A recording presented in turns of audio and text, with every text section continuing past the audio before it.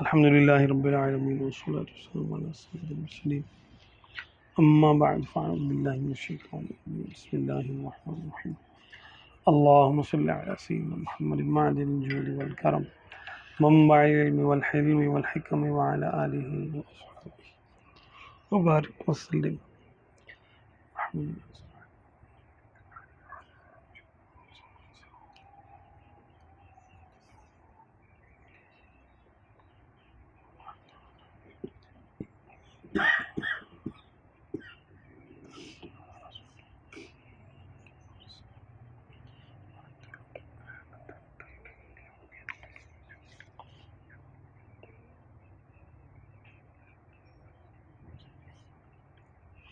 مولاي صل وسلم دائما أبدا على حبيبك خير الخلق كلهم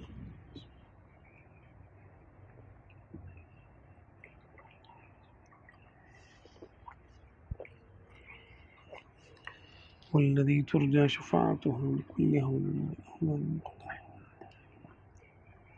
اچھا جی، ابھی ہم جو بیان سن رہے ہیں، یہاں تک جو عقائد بیان ہوئے تھے، یعنی بہار شریعت کے پہلے حصے کہ میں جو نبوت کے متعلق عقائد بیان ہوئے ہیں، تو اس میں سے ہم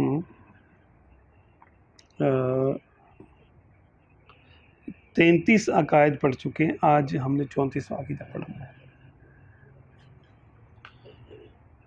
فرماتے ہیں صدر شریعہ علیہ رحمہ کہ اب بعض وہ امور جو نبی اکرم صلی اللہ علیہ وسلم کے خصائص میں ہیں وہ بیان کیے جاتے ہیں.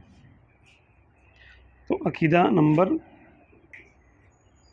34، اور انبیاء کی بعثت خاص کسی ایک قوم کی طرف ہوئی. حضور اقدس صلی اللہ تعالی علیہ وآلہ وسلم تمام مخلوق، انسان و جن، بلکہ ملائکہ، حیوانات، جمادات سب کی طرف مبعوث ہوئے. یعنی آقا دو عالم صلی اللہ علیہ وسلم انسانوں کے بھی نبی ہیں، جنات کے بھی نبی ہیں، ملائکہ کے بھی نبی ہیں، حیوانوں کے بھی نبی ہیں، پودوں کے بھی نبی ہیں، بلکہ پتھروں کے بھی نبی ہیں، مٹی کے بھی نبی ہیں. آپ صلی اللہ علیہ وسلم ارشاد فرماتے ہیں نا کہ میں اس پتھر کو پہچانتا ہوں جو میرے مبعوث ہونے سے پہلے ہی مجھے سلام کیا کرتا تھا، السلام علیکم ایھا النبی. اس پتھر کو یہ معلوم تھا کہ یہ نبی ہے، ان کو پہچان عطا کی گئی تھی، کیونکہ آپ صلی اللہ علیہ وسلم یعنی ساری مخلوقات کی، تمام مخلوقات کے نبی ہیں، جبکہ دیگر انبیاء کرام وہ کسی ایک قوم، کسی ایک قبیلے کی طرف آیا کرتے تھے. ہاں، پتھروں کو علم اور عقل ہے، کیوں نہیں ہے؟ علی حد ذاتیہ، جیسے وہ ہیں اس کے مطابق ان کو علم بھی ہے، معرفت بھی ہے، عقل بھی ہے، شعور بھی ہے. ہاں، وہ لوگ مکلف نہیں ہیں. مکلف یوں کہ وہ ہمارے جیسی عبادتوں کا ان پر نہیں ہے کہ وہ نماز پڑھیں گے، وہ روزہ رکھیں گے، وہ حج کریں گے، وہ زکوٰۃ دیں گے. ہاں، نبی اکرم صلی اللہ علیہ وسلم کی اطاعت ہر مخلوق پر فرض ہے. آپ نے وہ معجزات نہیں سنے؟ جیسے آپ صلی اللہ علیہ وسلم ایک جگہ تشریف فرما ہے، کوئی اعرابی آئے اور انہوں نے آ کر عرض کی، آپ مجھے کوئی معجزہ دکھائیں، آپ کے بارے میں کون گواہی دے گا کہ آپ اللہ کے نبی ہیں؟ تو آقا دو جہان رحمت عالمیان صلی اللہ علیہ وسلم نے ارشاد فرمایا کہ اچھا، تم جس کا تم کہو اس سے گواہی دلا دیتے. اس نے کہا اچھا، یہاں وہاں دیکھا. اس نے بولا وہ جو درخت ہے نا سامنے، اس کو بولے کہ وہ آپ کی رسالت کی گواہی دے. فرمایا اچھا تم جا کے بولو اس کو کہ چل، تجھے محمد رسول اللہ صلی اللہ علیہ وسلم بلاتے ہیں. اس نے جا کے کہا تو آپ صلی اللہ علیہ وسلم کے معجزات میں یہ بات بیان ہوتی ہے کہ وہ درخت اس نے اپنی جڑیں اکھیڑی اور وہ جڑوں کے بل چلتا ہوا سرکار صلی اللہ علیہ وسلم کی بارگاہ میں حاضر ہوا اور آپ صلی اللہ علیہ وسلم کے نبوت کی گواہی دی. یہ دیکھ کر وہ شخص مسلمان ہو گیا۔ ایک واقعہ یہ آتا ہے۔ دوسرا یہ کہ آپ صلی اللہ علیہ وسلم ایک مرتبہ یعنی قضاء حاجت کے لیے جنگل میں تشریف لے گئے، تو کہیں وہاں پر دیکھا تو پردے کی جگہ نہیں تھی، تو آپ صلی اللہ علیہ وسلم کے ساتھ ایک صحابی تھے جو آپ کی طہارت کا سامان لے کے چل رہے تھے ساتھ میں، تو ان سے آپ صلی اللہ علیہ وسلم نے ارشاد فرمایا کہ جاؤ اس درخت کو بولو کہ تجھے نبی اکرم صلی اللہ علیہ وسلم نے بلایا ہے۔ تو ایک درخت کو دوسرے درخت کے ساتھ جوڑا، پھر آپ صلی اللہ علیہ وسلم نے اس کے آڑ میں یعنی پردہ کر کے قضاء حاجت فرمائی، اور پھر فرمایا کہ ٹھیک ہے تم جاؤ، تو وہ درخت اپنی جگہ واپس چلا گیا۔ تو ان درختوں پر آقا دو عالم صلی اللہ علیہ وسلم کی اطاعت واجب تھی، فرض تھی، کیونکہ آپ صلی اللہ علیہ وسلم ان کے بھی نبی ہیں، اور وہ سمجھتے بھی تھے، کیونکہ اطاعت وہی کر سکتا ہے جو عقل و شعور رکھتا ہوگا اپنے جنس کے مطابق۔ جیسے انسانوں میں انسانوں والی عقل ہے، جنات میں جنس یعنی جنات والی، اور ملائکہ میں ملائکہ والی۔ آپ صلی اللہ علیہ وسلم نے ارشاد فرمایا کہ جب حاجی جو ہیں وہ گزرتے ہیں کسی جگہ سے اور وہ کہتے ہیں لبیک اللہم لبیک لبیک لا شریک لک لبیک ان الحمد والنعمت لک والملک لا شریک لک، یعنی تلبیہ پڑھتے ہیں، فرماتے ہیں جہاں تک یہ آواز جاتی ہے وہاں تک کہ پتھر، وہاں تک کہ پہاڑیاں، وہ سب ان کی تلبیہ کی گواہ ہو جاتے ہیں۔ اچھا وہ گواہ کیسے ہوں گے؟ بھئی ایک راستہ ہے، راستے میں 1,00,000 حاجی جو ہے نا گزر کے جا رہے ہیں اور 1,00,000 حاجی گزر کے آ رہے ہیں، ہر سال یہ سلسلہ چل رہا ہے، تو وہ ان سب کو یاد بھی رکھیں گے، پتھر جہاں جہاں تک آواز گئی، آواز پہچانیں گے کہ یہ فلاں بن فلاں کی آواز ہے، تبھی تو قیامت کے دن گواہی دیں گے یا اللہ ہاں تیرا یہ بندہ فلاں جگہ سے گزرا تھا۔ تو اللہ تبارک و تعالیٰ نے ان کو اتنا شعور دیا ہے اور اتنا حافظہ بھی دیا ہے کہ وہ اتنے ہزاروں سال اور لاکھوں کروڑوں اربوں لوگوں کی شکلیں بھی ان کو یاد ہیں، ٹھیک ہے نا؟ تو ان کا حافظہ ایسے ہی ہے جیسے کیمرے کے سامنے کوئی چیز گزر جائے تو کیمرے میں ریکارڈ ہو جاتی ہے، تو وہ ہم جیسا حافظہ نہیں ہے ان کا، لیکن ان جیسا حافظہ ہے جیسے کہ کیمرے میں ایک حافظہ ہوتا ہے۔ تو اللہ تبارک و تعالیٰ نے ہر چیز کو شعور دیا ہے، جس کام کا اس نے حکم دیا ہے اس کام کو انجام لانے کا، بجا لانے کا شعور بھی دیا ہے اور عقل بھی دی ہے اور استطاعت بھی بخشی ہے۔ جیسے کوہ احد کے بارے میں آتا ہے کہ آپ صلی اللہ علیہ وسلم نے ارشاد فرمایا کہ یہ احد جو ہے وہ ہم سے محبت کرتا ہے اور ہم اس سے محبت کرتے ہیں۔ اسی طرح مدینہ شریف کے بالکل آخر میں جائیں تو ایک سیاہ رنگ کا پہاڑ ہے جس کو کوہ عیر بولتے ہیں، عیر۔ فرمایا عیر جو ہے یہ ہم سے بغض رکھتا ہے، ہم بھی اس کو ناپسند کرتے ہیں۔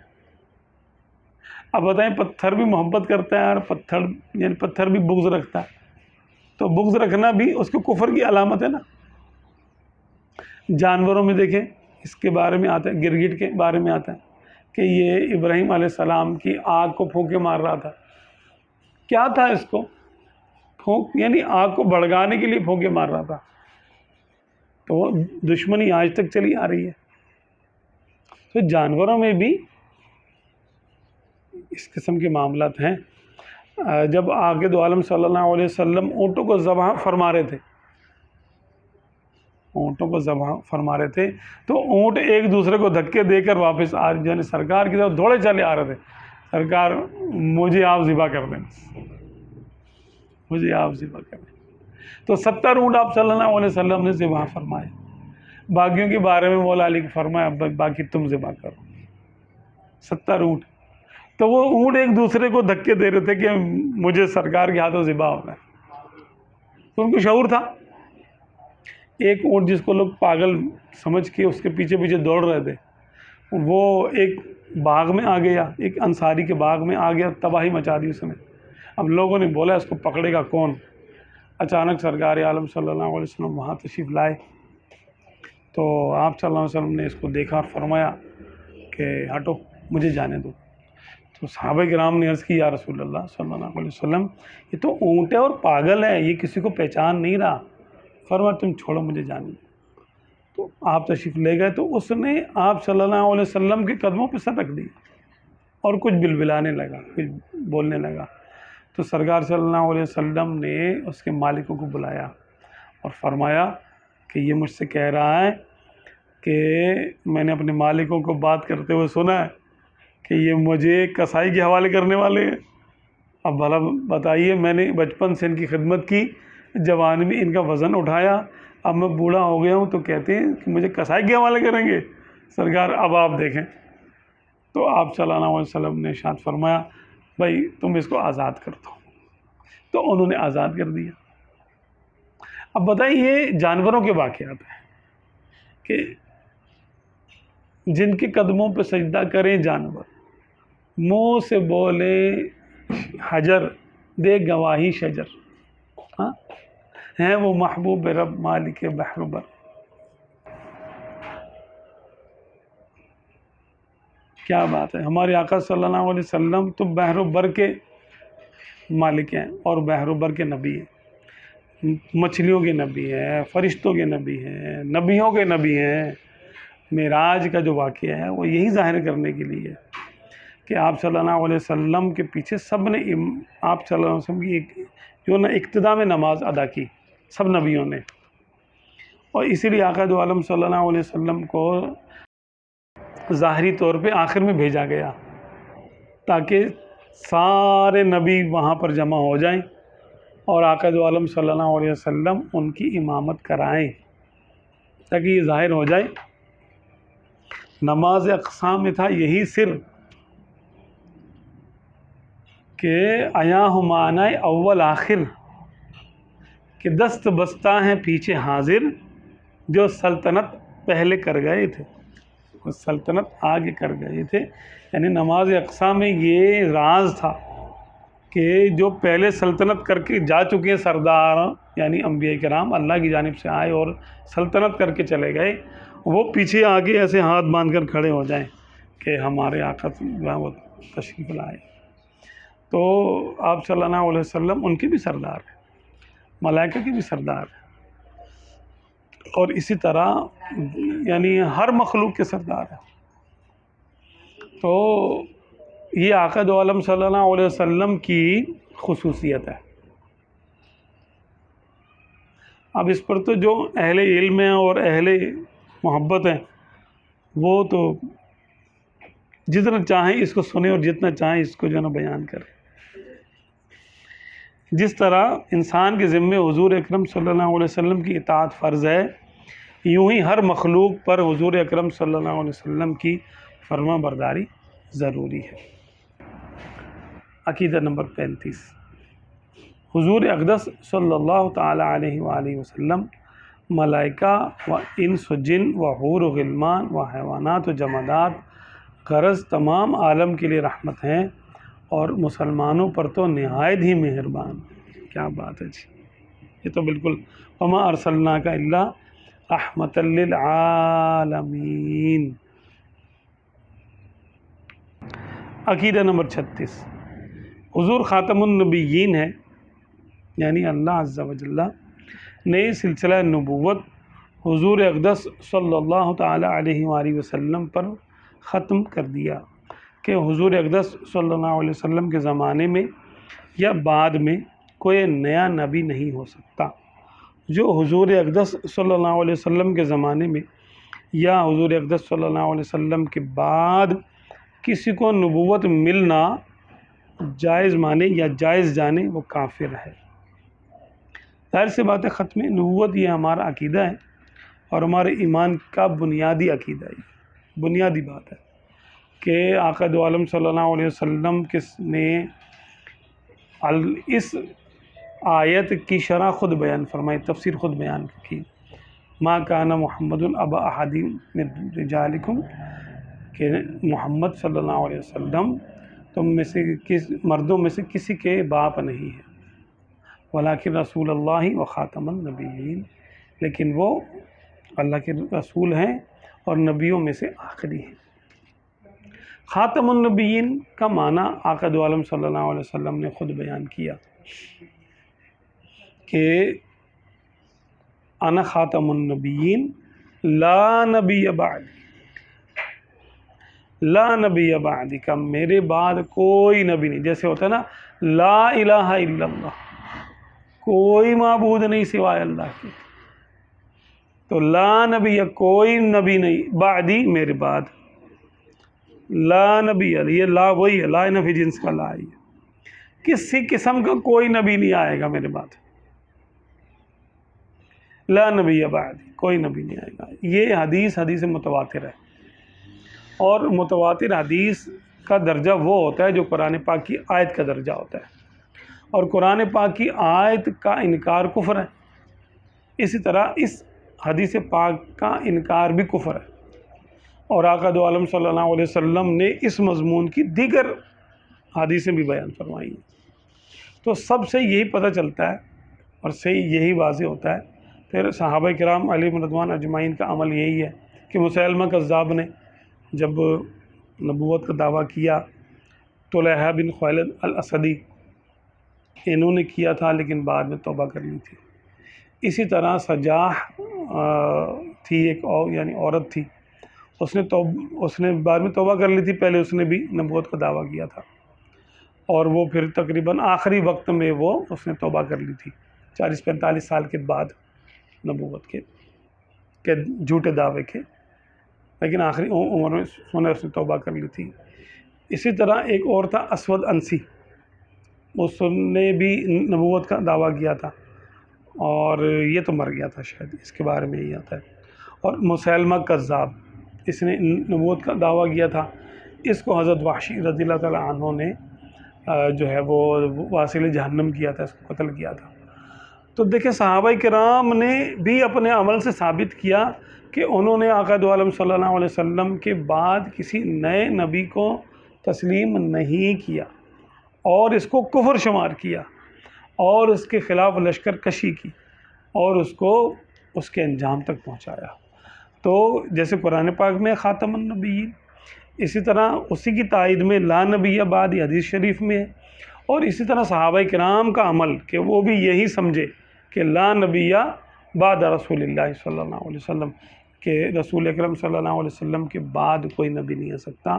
انہوں نے اپنے عمل سے اپنی جانیں دے کر اور کفار کی گردنیں کاٹ کے ثابت کر دیا۔ 36,000 مسیلمہ کذاب کے ساتھی کاٹے صحابہ کرام نے، 36,000۔ اگر یہ اس میں ذرا سا بھی جھول ہوتا تو صحابہ کرام اس میں اتنی جانیں، اتنا قتل و غارت، اتنی شہادتیں مسلمانوں کی طرف سے یہ نہ ہوتی۔ اس لیے یہ بات کنفرم ہے کہ آپ صلی اللہ علیہ وسلم کے بعد کوئی نیا نبی نہیں آ سکتا۔ اب اگر کوئی اس کو کہے کہ یہ نبی آ تو نہیں سکتا لیکن آ جائے تو حرج بھی نہیں ہے، ٹھیک ہے۔ یہ جیسے اس کو بیان کیا سب سے پہلے ہمارے دور میں جو ابھی اس وقت فتنہ چل رہا ہے وہ ہے قاسم نانوتوی، یہ دیوبندیوں کے بڑے عالم، انہوں نے اس کو صاحب نے بیان کر دیا اپنی کتاب تحذیر الناس، ایک نامی ایک بدنام زمانہ کتاب ہے، اس میں بیان کر دیا، اور یہ فتنے کا بیج بو دیا۔ کہا کہ آپ صلی اللہ علیہ وسلم کے زمانے میں یا آپ صلی اللہ علیہ وسلم کے زمانے کے بعد اس زمین میں یا بالفرض کسی اور زمین میں اگر فرض کیا جائے کہ کوئی اور نبی آئے، تب بھی آپ صلی اللہ علیہ وسلم کے آخری نبی ہونے میں کوئی فرق نہیں پڑے گا، تب بھی آپ خاتم النبیین ہی رہیں گے۔ خاتم النبیین کا معنی ہے کہ افضل نبی، کہ سرکار تو افضل ہی ہیں، پھر بھی اس قسم کا مضمون بیان کیا، جس پر اعلیٰ حضرت رحمۃ اللہ علیہ نے اصل جو اختلاف ہے اہل سنت کا اور دیوبندیوں کا اختلاف، وہ ان میں سے ایک بات یہ، ایک عبارت یہ ہے، اور اس پر علماء عرب و عجم سب نے کفر کا فتویٰ دیا کہ یہ تو ظاہر سی بات ہے، مسلمانوں کا ایک بنیادی عقیدہ ہے اگر اس کے خلاف بات کی جائے گی تو ظاہر سی بات ہے وہ کم سے کم وہ کفر ہوگی. تو ان سے توبہ کا مطالبہ کیا گیا، لیکن وہ توبہ کے بغیر دنیا سے وہ شخص چلا گیا، قاسم نانوتوی. اچھا، لیکن وہ اب ظاہر سی بات ہے جو ان کے پیروکار ہیں وہ یہ تو کہتے ہیں کہ بھئی آپ صلی اللہ علیہ وسلم کے بعد کوئی نبی نہیں آ سکتا، لیکن اپنے بڑے کو کافر نہیں مانتے. اہل سنت کا موقف یہ ہے کہ بھئی اگر تم اس کی بات کو غلط کہہ رہے ہو، اس کی تعویل نہیں ہو سکتی کوئی، یعنی اس کا کوئی اور معنی نہیں ہو سکتا قابل قبول عند الشرع. اگر کوئی قابل قبول عند الشرع ہوتا تو اس نے خود بیان کرنا تھا، جس نے اپنا ما فی الضمیر بیان کیا. اس نے تو کوئی بیان کیا نہیں، اس نے کہا بھئی نہیں، خاتم النبیین کا معنی افضل نبی لیا، اور یہ کہا کہ یہ آخری نبی ہونا، زمانے آخر میں ہونا، والا آخر میں ہونے میں کیا فضیلت ہے؟ آپ صلی اللہ علیہ وسلم اگر آخر میں آئے تو اس میں کیا فضیلت ہے، اور پہلے نہیں آئے تو اس میں کیا مسئلہ ہے؟ کوئی بات نہیں.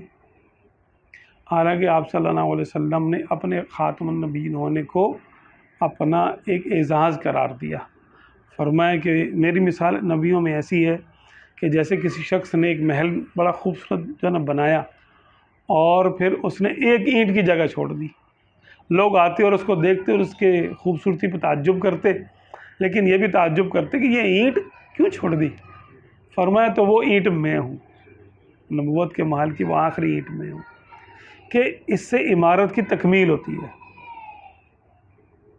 یعنی یہ آپ صلی اللہ علیہ وسلم نے اپنے اس میں بیان کیا، فضائل میں بیان کیا. قرآن پاک میں خاتم النبیین ہونے کو فضیلت کے طور پہ بیان کیا گیا کہ محمد تم میں سے کسی کی صلی اللہ علیہ وسلم کسی مرد کے باپ نہیں ہے، بلکہ وہ اللہ کے رسول ہے اور نبیوں میں سے آخری نبی ہے. آخری معنی فائنل، کہ ان کے بعد کوئی نبی نہیں. تو یہ اگر اعزاز کی بات نہ ہوتی تو اس کو مقام مدح میں اس کو کیوں بیان کیا جاتا ہے اس کو؟ تو اللہ تبارک و تعالیٰ کے یہاں تو یہ فضیلت کی بات ہے، اور قاسم نانوتوی نے اس کو لکھا کہ اس میں کوئی فضیلت کی بات ہی نہیں ہے، زمانے آخر میں ہونا کوئی فضیلت کی بات نہیں ہے. اور اگر کوئی یہ تو ایک بات تھی، اور دوسری بات یوں کہی کہ اگر بالفرض زمانہ نبوی میں یا اس کے بعد اس زمین میں یا کسی اور زمین میں اگر کوئی اور نبی مانا جائے تو اس سے خاتم النبیین ہونے پر کوئی فرق نہیں پڑے گا آپ صلی اللہ علیہ وسلم کے. گویا کہ امکان ثابت کر دیا کہ سرکار عالم صلی اللہ علیہ وسلم کے بعد بھی کوئی نیا نبی آ سکتا ہے. یہ امکان ماننا ہی کفر ہے. جیسے خدا کا کوئی یوں کہے کہ ویسے تو ایک خدا ہے لیکن ہو سکتا ہے کہ دو بھی ہوں. ہم تک ایک کی نبوت اور خبریں آ گئیں تو دوسرے کی ہو سکتا ہے وہ کسی دوسری دنیا میں رہتا ہو. امکان ماننا کہ ممکن ہو سکتا ہے دوسرا خدا، یہ بھی کفر ہے. کچھ جن چیزیں ایسی نازک ہیں جن کے بارے میں امکان ماننا بھی کفر ہوتا ہے. ختم نبوت کا معاملہ بھی ایسے ہی ہے کہ اس کے بارے میں امکان ماننا کہ یہاں تک امام اعظم ابو حنیفہ رضی اللہ تعالیٰ عنہ نے لکھا کہ اگر کوئی شخص معاذ اللہ کسی کے سامنے اپنی نبوت کا دعویٰ کرے سرکار کے بعد کہ میں نبی ہوں، اور دوسرا والا سامنے والا شخص اس سے کہے کہ اچھا اگر تم نبی ہو تو کوئی معجزہ دکھا دو، یہ بھی کافر ہو گیا. کہ اس نے ممکن مانا کہ اگر یہ نبی ہے تو بھئی معجزہ دکھائے گا، یعنی اس نے اس کے دعوے پر کان دھرے، توجہ کی اور اس کو پاسبلٹیز میں مانا، ممکنات میں سے مانا کہ ہو سکتا ہے آ جائے کوئی. کافر ہو گیا یہ شخص. تو اتنا نازک یہ والا جو نا مسئلہ ہے ختم نبوت کا، لیکن اس کا دروازہ کھولنے والے دنیا سے چلے گئے. اور اپنے بعد اپنا برا تذکرہ چھوڑ گئے۔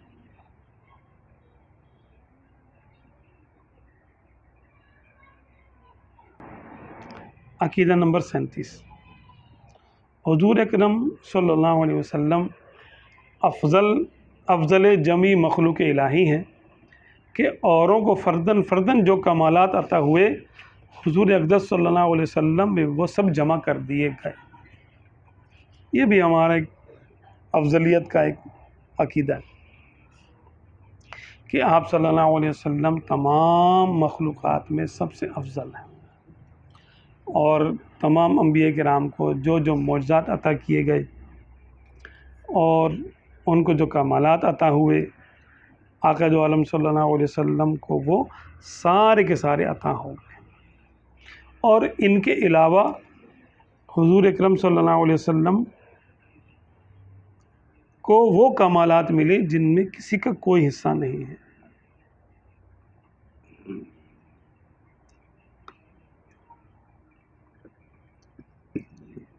بلکہ اوروں کو جو کچھ ملا حضور اقدس صلی اللہ علیہ وسلم کے صدقہ و طفیل میں ملا، بلکہ حضور اقدس صلی اللہ علیہ وسلم کے دست اقدس سے ملا۔ بلکہ کمال اس لیے کمال ہوا کہ حضور اقدس صلی اللہ علیہ وسلم کی ایک صفت ہے، اور حضور اقدس صلی اللہ علیہ وسلم اپنے رب کے کرم سے اپنے نفس ذات میں کامل و اکمل ہے۔ سبحان اللہ، سبحان اللہ۔ آقا دو عالم صلی اللہ علیہ وسلم کا کمال کسی وصف کی وجہ سے نہیں۔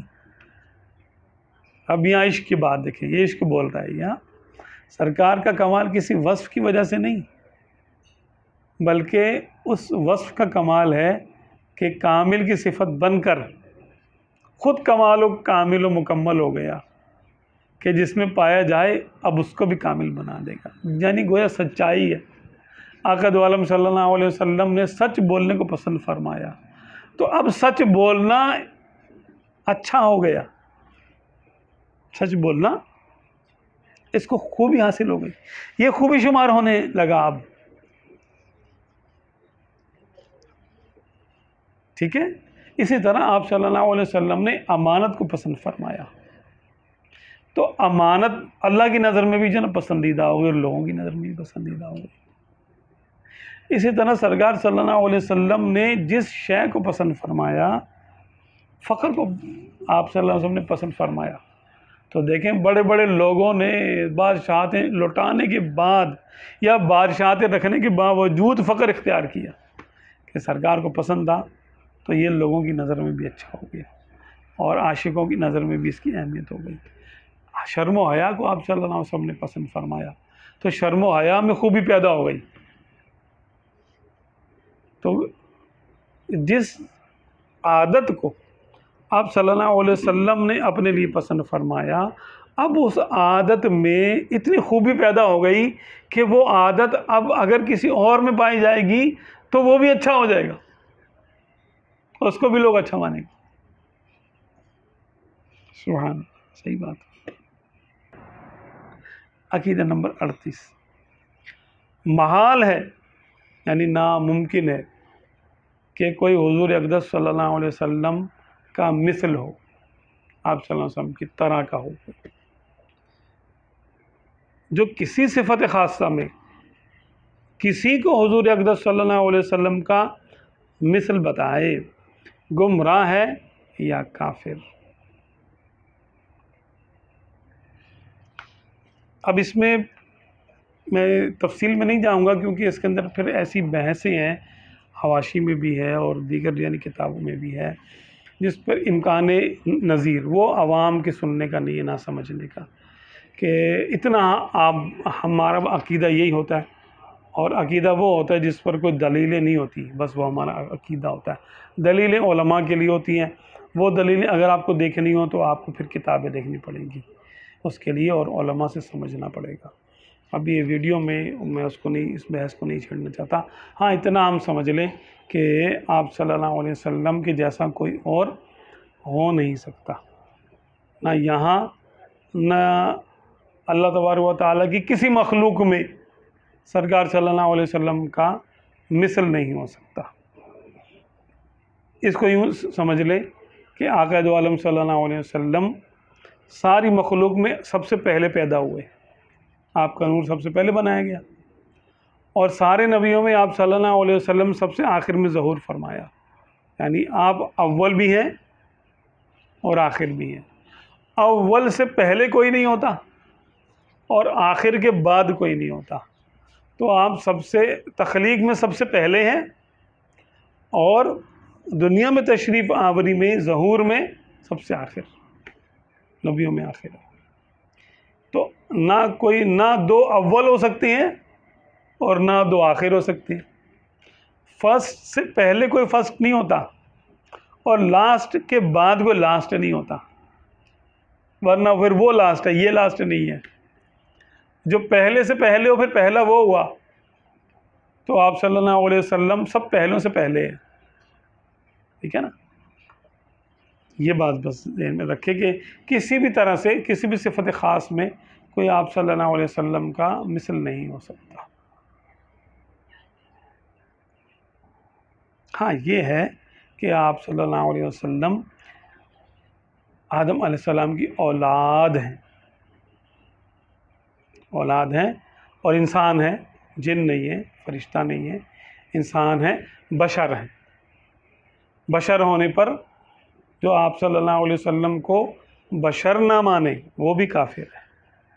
بشریت میں کلام نہیں ہے لیکن مثلیت میں کلام ہے کہ بشر تو ہیں لیکن بے مثال بشر ہیں۔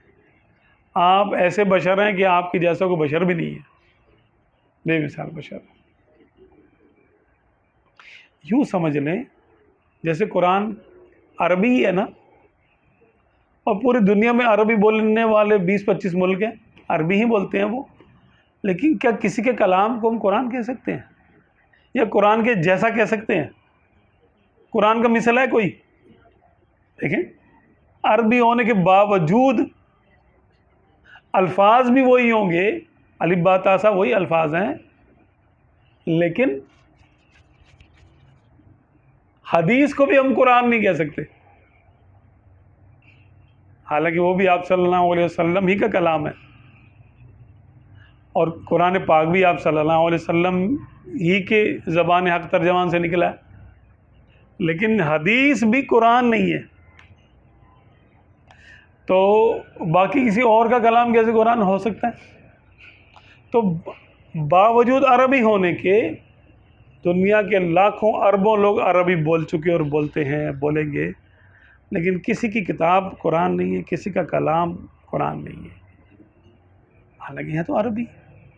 اسی طرح آپ صلی اللہ علیہ وسلم ایسے بے مثال بشر ہیں کہ باقی بھی تو بشر ہی ہیں سارے کے سارے، لیکن وہ آپ صلی اللہ علیہ وسلم کے مثل نہیں ہے، جیسے قرآن کا مثل کوئی عربی کتاب نہیں، حالانکہ قرآن عربی ہے۔ اب اللہ تعالیٰ جس کو جو چاہے مرتبہ دے دے بھائی، صحیح ہے نا، تو اس کو ماننا چاہیے، اس پہ اعتراض نہیں کرنا چاہیے۔ عقیدہ نمبر 39، حضور اقدس صلی اللہ علیہ وسلم کو اللہ عز و جل نے مرتبہ محبوبیت کبریٰ سے سرفراز فرمایا۔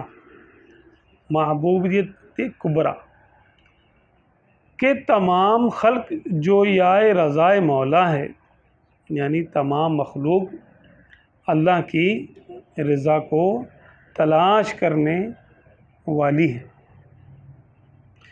سب لوگ چاہتے ہیں کہ اللہ ہم سے راضی ہو جائے، اور اللہ عز و جل طالب رضائے مصطفیٰ، اور اللہ عز و جل اپنے کرم سے یہ چاہتا ہے کہ میں اپنے کرم سے اپنے حبیب کو راضی کر لوں، یعنی وہ آپ صلی اللہ علیہ وسلم کو راضی کرنا چاہتا ہے۔ یہ ہم نہیں کہہ رہے، قرآن پاک میں ہے وَلَسَوْفَ يُعْطِيكَ رَبُّكَ فَتَرْضَىٰ، کہ اے میرے حبیب صلی اللہ علیہ وسلم، ان قریب تمہارا رب تمہیں اتنا عطا کرے گا کہ تم خوش ہو جاؤ گے، تم راضی ہو جاؤ گے۔ جبکہ دیگر انبیاء کرام کی دعائیں کیا ہیں؟ ربی اوزعنی ان اشکر نعمتک التی انعمتها علی وعلی والدی وان اعمل صالحا ترضاہ واصلح لی فی ذریتی انی تبت الیک وانی من المسلمین۔ یا اللہ، تو مجھے توفیق دے کہ میں شکر ادا کروں تیری اس نعمت کا جو تو نے مجھ پر کی، میرے ماں باپ پر کی، اور تم مجھے توفیق دے کہ میں ایسا عمل کروں کہ وہ تجھ کو راضی کر لوں، میں تجھے راضی کر لوں۔ یعنی سارے آپ دیکھیں گے سرکار عالم صلی اللہ علیہ وسلم کی شان ایسی الگ ہے کہ باقی تمام لوگ اللہ تبارک و تعالیٰ کو راضی کرنے کی کوششیں کرتے ہیں اور عبادتیں کرتے رہے، لیکن اللہ تبارک و تعالیٰ نے اپنے حبیب صلی اللہ علیہ وسلم کو اپنا اتنا لاڈ پیار کیا، اتنا محبت فرمائی، اتنی شفقت فرمائی۔ ہے تو وہ مالک وہی ہے، دیکھیں لیکن زبردستی نہیں ہے، یہ محبت کی بات ہے۔ بندہ سرکار عالم صلی اللہ علیہ وسلم سے زیادہ کوئی عاجزی کرنے والا نہیں ہے رب کی بارگاہ میں، ہاں کوئی قربانی دینے والا نہیں ہے سرکار صلی اللہ علیہ وسلم سے زیادہ، کوئی توبہ کرنے والا بھی نہیں ہے سرکار صلی اللہ علیہ وسلم سے زیادہ۔ وہ تو اپنے رب کے حضور جھکے رہتے ہیں، لیکن رب تعالیٰ نے ان کو اتنا پروٹوکول دیا ہے کہ اپنے ذمہ کرم سے ان کو راضی کرنا اپنے ذمہ کرم پہ لے لیا کہ اے محبوب میں تم کو راضی کروں گا۔ اور وہ کس کے بارے میں ہے؟ امت کے بارے میں، کہ تمہاری امت کے بارے میں ہم تم کو راضی کریں گے، کیونکہ آقا دو عالم صلی اللہ علیہ وسلم اللہ کے محبوب ہیں، اور بلا تشبیہ جیسے کسی شخص کو اپنی اولادوں سے پیار ہوتا ہے نا، اولاد کی خاطر وہ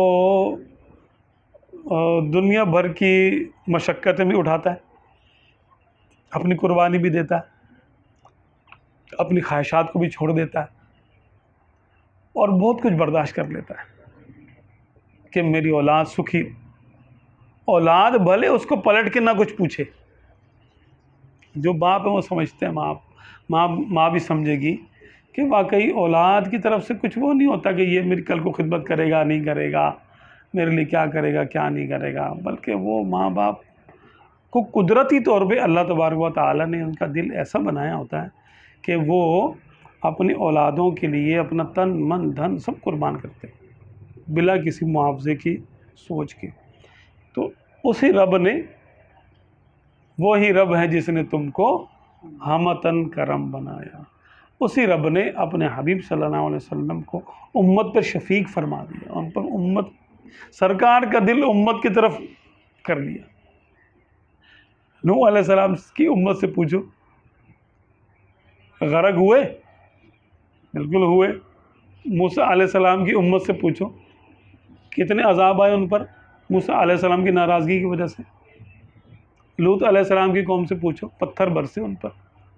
شعیب علیہ السلام کی قوم سے پوچھو، قوم سمود سے پوچھے، قوم عاد سے پوچھے، اور جن کا ہم کو نہیں پتہ کتنی امت ہلاک ہوئی، کھنڈرات ابھی بھی ملتے ہیں ان کے، کہیں سے کھدائی ہوتی ہے تو پتہ چلا پورا شہر تباہ ہوا، پورے کا پورا شہر غرق ہوا ہے، دفن ہوا ہے۔ نبیوں کی دعاؤں سے ہوئے یہ کہ وہ اپنی امت سے جب انہوں نے دیکھا کہ نہیں یہ نہیں مانیں گے تو انہوں نے دعا کی یا اللہ ان کو سزا دے، یہ میری سنتے ہی نہیں۔ ایک وقت میں آ کر انہوں نے دعا کر دی۔ اب ہمارے آقا صلی اللہ علیہ وسلم کا بھی دیکھیں کہ طائف کے پتھر دیکھیں، جنگ خندق دیکھیں، جنگ احد دیکھیں، آپ صلی اللہ علیہ وسلم کا زخمی ہونا دیکھیں، پھر رات بھر آپ صلی اللہ علیہ وسلم کا جاگنا دیکھیں۔ امام حسن رضی اللہ تعالیٰ عنہ ایک صحابی سے روایت کرتے ہیں کہ آقا دو عالم صلی اللہ علیہ وسلم کی جو محفل ہے، گھر میں جو آپ صلی اللہ علیہ وسلم ہوا کرتے تھے، باہر کے جب گھر سے باہر ہیں، حجرہ انور سے باہر ہیں، تو پھر تو ظاہر سی بات ہے امت کے کام ہے، کبھی نماز پڑھانی ہے، کبھی غزوہ ہے، کبھی کچھ، کبھی امت کا انتظام ہے، کبھی کچھ معاملہ، کبھی صلح ہے، کبھی جنگ ہے۔ لیکن جب اپنے خاص حجرہ انور میں تشریف لاتے تھے تو اپنے وقت کو 3 حصوں میں تقسیم کرتے تھے۔ ایک میں اللہ تبارک و تعالیٰ سے راز و نیاز کرتے تھے، دوسرا اپنے گھر والوں کو وقت دیتے تھے دوسرے حصے میں، اور تیسرا اپنی امت کے لیے رکھا ہوا تھا کہ اس میں خاص لوگوں کو بلا بلا کے امت کے معاملات کو ڈسکس کرتے تھے، فلاں کا کیا ہے، فلاں کا کیا کرنا ہے، فلاں کا کیا کرنا ہے۔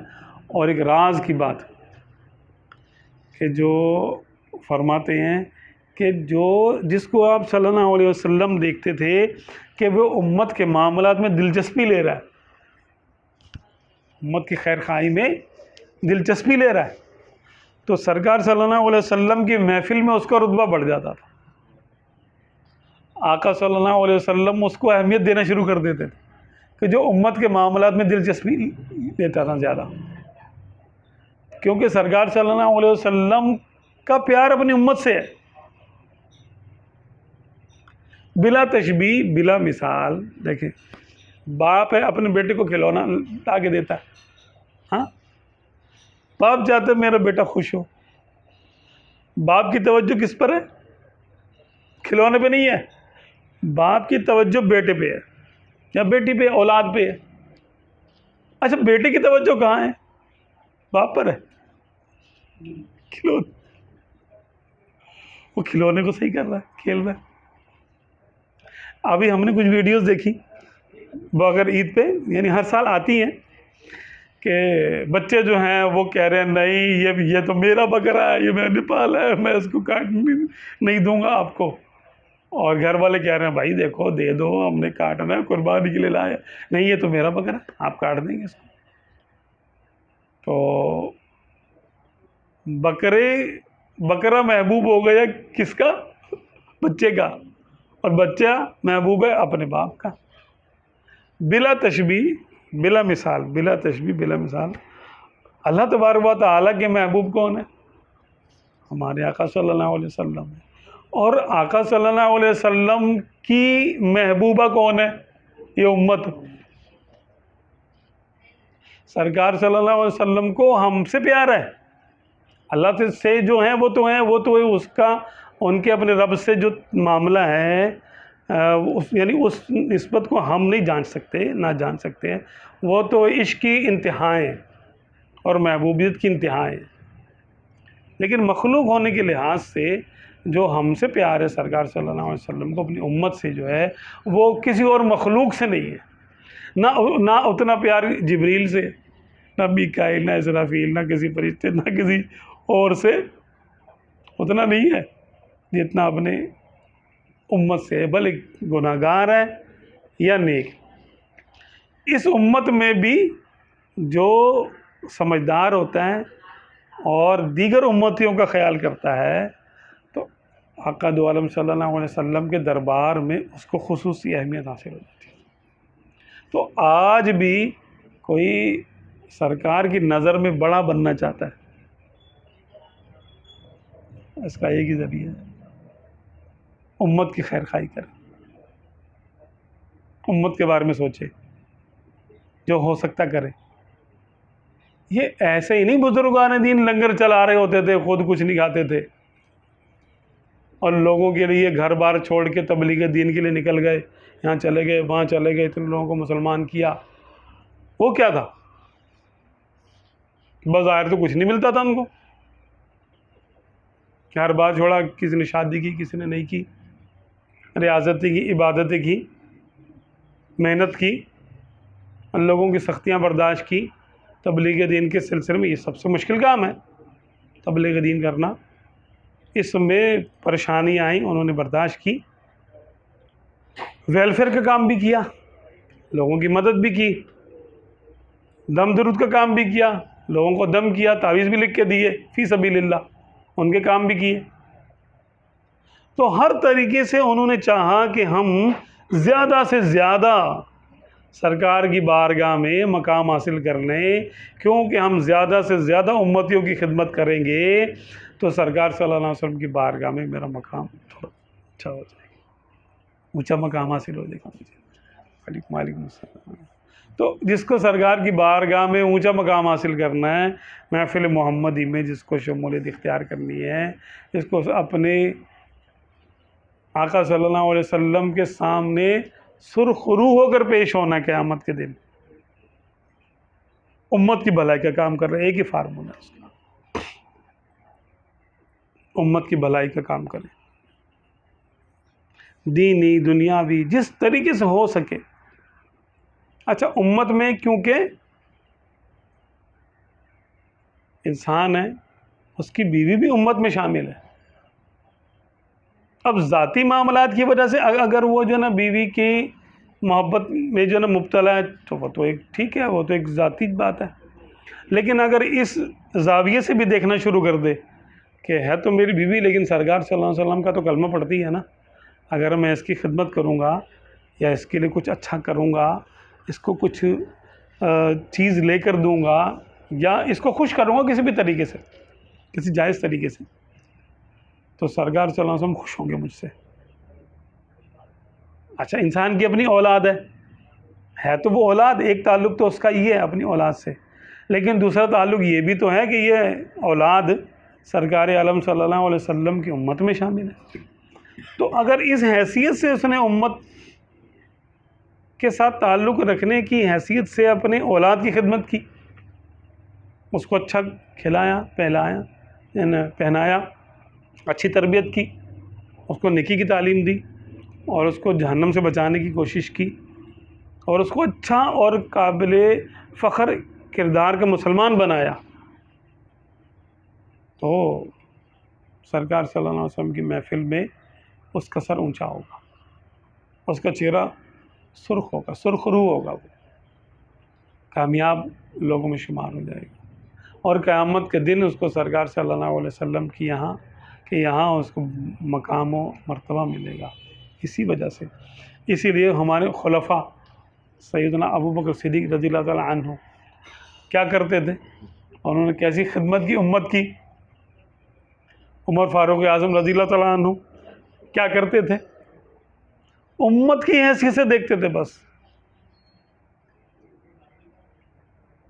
ایک مرتبہ سیدنا عثمان غنی رضی اللہ تعالیٰ عنہ ارشاد فرماتے ہیں کہ مدینے میں لو چل رہی تھی، اور مدینہ شریف عرب کی لو اور ایسی شدید لو تھی کہ لو چل رہی ہے، دھوپ شدید ہے، دوپہر کا ٹائم ہے، سب لوگوں نے اپنے گھروں کے دروازے بند کیے ہوئے ہیں۔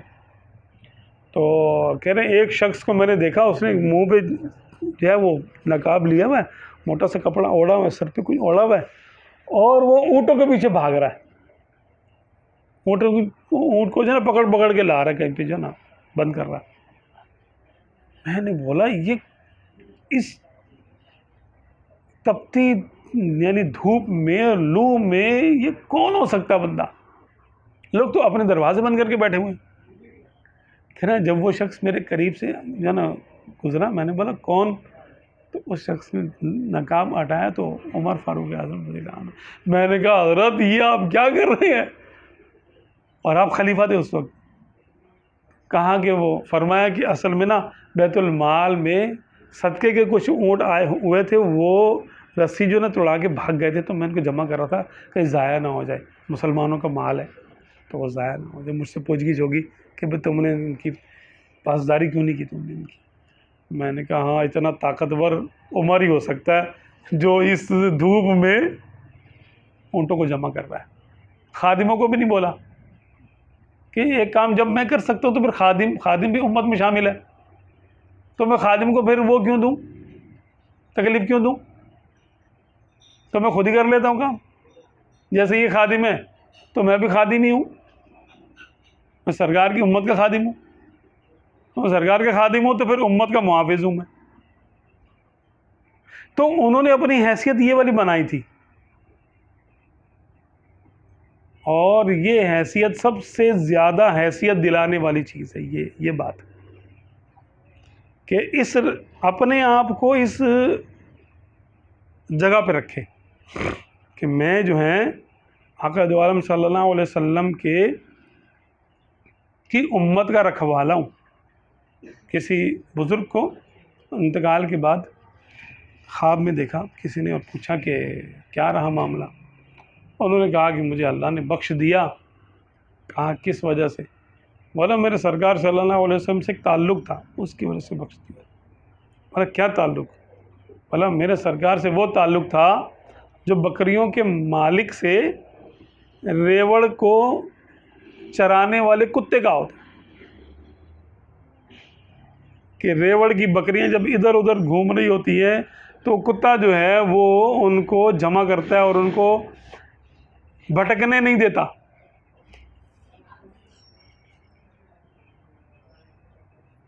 تو میں وہ کتا تھا، اس حیثیت میں تھا کہ میں سرکار کی بھولی بھالی امت کی بھیڑوں کو جو ادھر جا رہی ہیں ادھر جا رہی ہیں ادھر جا رہی ہیں ادھر جا رہی ہیں اور وہ بھیڑیے کے ہتھے نہ چڑھ جائیں کہیں، تو میں اس حیثیت سے امت کو جمع کرنے کی کوشش کرتا تھا کہ یہ کسی بد مذہب کے ہتھے نہ چڑھ جائے، کسی بھیڑیے کی ایمان کے بھیڑیے کے ہتھے نہ چڑھ جائے. تو میں یہ کام کرتا رہتا تھا. تو میری خدمت قبول ہو گئی اور بس یہی بہت ہے، میری بخشش ہو گئی. تو جیسے کہ خادم حسین صاحب نے کہا، یعنی اپنے لیے نہیں کہتے تھے وہ کتا پاک رسول اللہ تھا، تو وہ سمجھتے تھے کہ یہی تو سارے مقاموں سے بڑا جو ہے نا مقام یہی ہے، اب کوئی نبی نہیں ہو سکتا. ہاں جس کو سرکار کی بارگاہ میں کوئی مقام حاصل کرنا ہے تو سرکار کی توجہ اپنی امت پہ ہے. ہاں جو ان کی خدمت کرے گا وہ میرا پیارا ہے. اب اس کے برعکس اگر کوئی کرے، امت کو گمراہ کرے، معاذ اللہ امت کو روحانی جسمانی تکلیف دے، کوئی ڈاکو بن جائے، کوئی چور بن جائے، کوئی خائن بن جائے، کوئی لوگوں کو تکلیف دینا شروع کر دے، تو وہ کیا ہوگا؟ اتنا ہی وہ آپ صلی اللہ علیہ وسلم کی بارگاہ میں مردود ہوگا وہ شخص. تو کسی مسلمان کو تکلیف دینے سے پہلے یہ دیکھ لیں کہ اس کا جواب سرکار صلی اللہ علیہ وسلم کی بارگاہ میں دینا پڑے گا. اور جب کسی مسلمان کو خوش کریں تو یہ سوچ کر کریں کہ اس کا ریوارڈ مجھے سرکار سے ملے گا، سرکار خوش ہوں گے میری امت کے ساتھ اس نے اچھا سلوک کیا تھا، جاؤ تمہیں یہ دیا اور یہ کیا دیا، سرکار خوش ہو کے دیکھ لیں گے، وہ ہو گئی بات پوری. عقیدہ نمبر 40، حضور اکرم صلی اللہ علیہ وسلم کے خصائص میں سے معراج ہے. بالکل، کہ مسجد حرام سے مسجد اقصی تک اور وہاں سے 7 آسمان اور کرسی اور عرش تک، بلکہ بالائے عرش رات کے ایک خفیف حصے میں مع جسم تشریف لے گئے. یہاں کافی سارے حوالے جو ہیں وہ دیے ہوئے ہیں. سبحان الذی اسری بعبدہ لیلا من المسجد الحرام الی المسجد الاقصی، کہ پاک ہے وہ ذات جو اپنے بندے کو لے گیا رات کے اندر من المسجد الحرام الی المسجد الاقصی، مسجد حرام سے مسجد اقصی تک. اتنا حصہ قرآن پاک میں آیا. اس کا انکار کفر ہے. اگر کوئی یہ کہے کہ یہ واقعہ نہیں ہوا کہ رات کے مختصر سے عرصے میں آقا صلی اللہ علیہ وسلم کا مسجد حرام سے مسجد اقصی تک نہیں جانا ہوا، تو وہ اس آیت کا انکار کر رہا ہے، اور قرآن پاک کی آیت کا انکار کفر ہے. اچھا، وہاں پر نماز ادا کرنا، نبیوں کا نماز پڑھانا، پھر وہاں سے پہلے آسمان، دوسرے آسمان، تیسرے آسمان پہ جانا، یہ احادیث مشہورہ میں آیا ہے، اور احادیث مشہورہ کا انکار گمراہی ہوتا ہے. تو پھر جنت دوزخ کی سیر کرنا، یہ سارے معاملات کرنا، یہ احادیث مشہورہ میں آیا ہے، ان کا انکار گمراہی ہے. اچھا، تیسرا حصہ کیا ہے کہ عرش کے اوپر، یعنی ساری مخلوقات میں سب سے اوپر عرش ہے. عرش کے بعد پھر کوئی مخلوق نہیں ہے، وہاں وقت بھی نہیں ہے، وہاں سمت بھی نہیں ہے، آگے پیچھے اوپر نیچے دائیں بائیں کوئی سمت نہیں ہے، لا مکان ہے. لا مکان میں رب تعالیٰ کے جلوے، خاص جلوے. اب وہ دیکھنا، رب تعالیٰ کی ذات کو دیکھنا، ملاحظہ فرمانا، یہ علماء محققین کی رائے ہے. اور عشاق کی رائے. ہمارے اہل سنت میں بہت سارے لوگ آقا دو عالم صلی اللہ علیہ وسلم کے کا رب تعالیٰ کے کو دیکھنے کا بعض انکار بھی کر دیتے ہیں. انکار یوں نہیں کرتے کہ ان کو یہ اچھا نہیں لگتا، بلکہ وہ انکار یوں کرتے ہیں کہ ان کو کوئی ایسی دلیل نہیں ملتی، دلیل کے نہ ہونے کی وجہ سے، یا ان کی نظروں سے کوئی ایسی دلیل نہیں گزری ہوتی، تو وہ کہہ دیتے ہیں بھئی آقا صلی اللہ علیہ وسلم نے اللہ تبارک و تعالیٰ کو نہیں دیکھا، بلکہ جبریل علیہ السلام کو دیکھا. ٹھیک ہے، آیتوں کی تعویل کر لیتے ہیں وہ کہ بھئی ایسا ہونا ممکن نہیں ہے.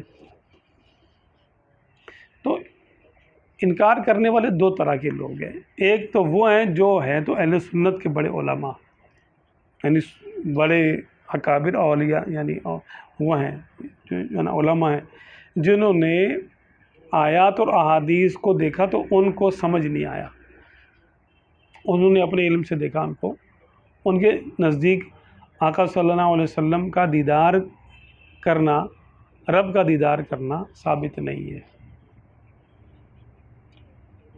وہ کوئی تعان کی بات نہیں ہے، ہم کہتے ہیں ٹھیک ہے ان کے نزدیک نہیں ثابت ہوا. دوسرا انکار کرنے والے وہ ہیں جو بغض کی وجہ سے نہیں مانتے، جن کو کیا وہ یہ ہے کہ بھائی جب ہمیں دیدار نہیں ہوتا تو ان کو کیسے ہو گیا. ان کو آیتوں حدیثوں کا کوئی ہوش نہیں ہے، بلکہ وہ بغض کی وجہ سے نہیں مانتے. وہ لوگ تو مردود ہیں، ظاہر سی بات ہے. تو معراج کے 3 حصے ہیں. ایک کا انکار کفر ہے، یعنی مسجد حرام سے مسجد اقصی تک جانے کا انکار کوئی کرے تو کافر ہے، کیونکہ قرآن پاک میں آیا، یہاں تک تو قرآن پاک میں آیا. مسجد اقصی سے 7 آسمان، عرش و کرسی وغیرہ یہ سب دیکھنا، جنت دوزخ دیکھنا، یہ احادیث مشہورہ میں آیا، اور قرآن پاک کی بعض آیتوں کا بھی اس میں اشارت النص ہے، اس میں یا دلالت النص ہے، یعنی آیتوں سے بھی ثابت ہوتا ہے اس میں. اس طرح سے وہ آیا ہے کہ ان کا انکار گمراہی ہے، کفر نہیں ہے. اور رب تعالیٰ کا دیدار کرنا یا نہ کرنا، اس میں جو علماء محققین ہیں وہ کہتے ہیں کہ آپ صلی اللہ علیہ وسلم نے رب تعالیٰ کا دیدار کیا. یہ صحابہ کرام سے لے کے آج تک علماء محققین اور متحققین کی یہی رائے ہے کہ رب تعالیٰ کا دیدار کیا. لیکن اس کا انکار اگر کوئی کرتا ہے تو ہم اس پر کوئی حکم نہیں لگاتے. اس بات کا انکار کہ رب تعالیٰ کا دیدار کیا یا نہیں کیا، اس کا اگر کوئی انکار کرتا ہے تو اس کو کافر نہیں کہتے. احتیاط اسی میں ہے کہ کافر نہ کہا جائے. ہاں اگر کوئی بغض کی وجہ سے نہیں مانتا اس کو، تو پھر اس کے دل کا تو اللہ کو پتہ ہے، تو اس کا پھر جواب اس کو وہاں دینا پڑے گا کہ اگر اس نے انکار کیا. 2 موقف ہمارے سامنے آ رہے ہیں نا، ہمارے سامنے تو یعنی 2 طرح کے موقف آ رہے ہیں. ایک علماء کا گروہ ہے جو کہتا ہے کہ رب کا دیدار کیا، اور دوسرے کہتے ہیں رب کا دیدار نہیں کیا. تو کیا رب کا دیدار ممکن نہیں ہے؟ بالکل، کیونکہ عام مومن بھی دیکھیں گے جنت میں، تو ٹھیک ہے نا، دیکھیں گے نا مومن. الی ربها ناظرہ وجوہ یومئذ ناظرہ، قیامت کے دن بہت سارے چہرے تر و تازہ ہوں گے. الی ربها ناظرہ، کہ وہ اپنے رب کو دیکھ رہے ہوں گے.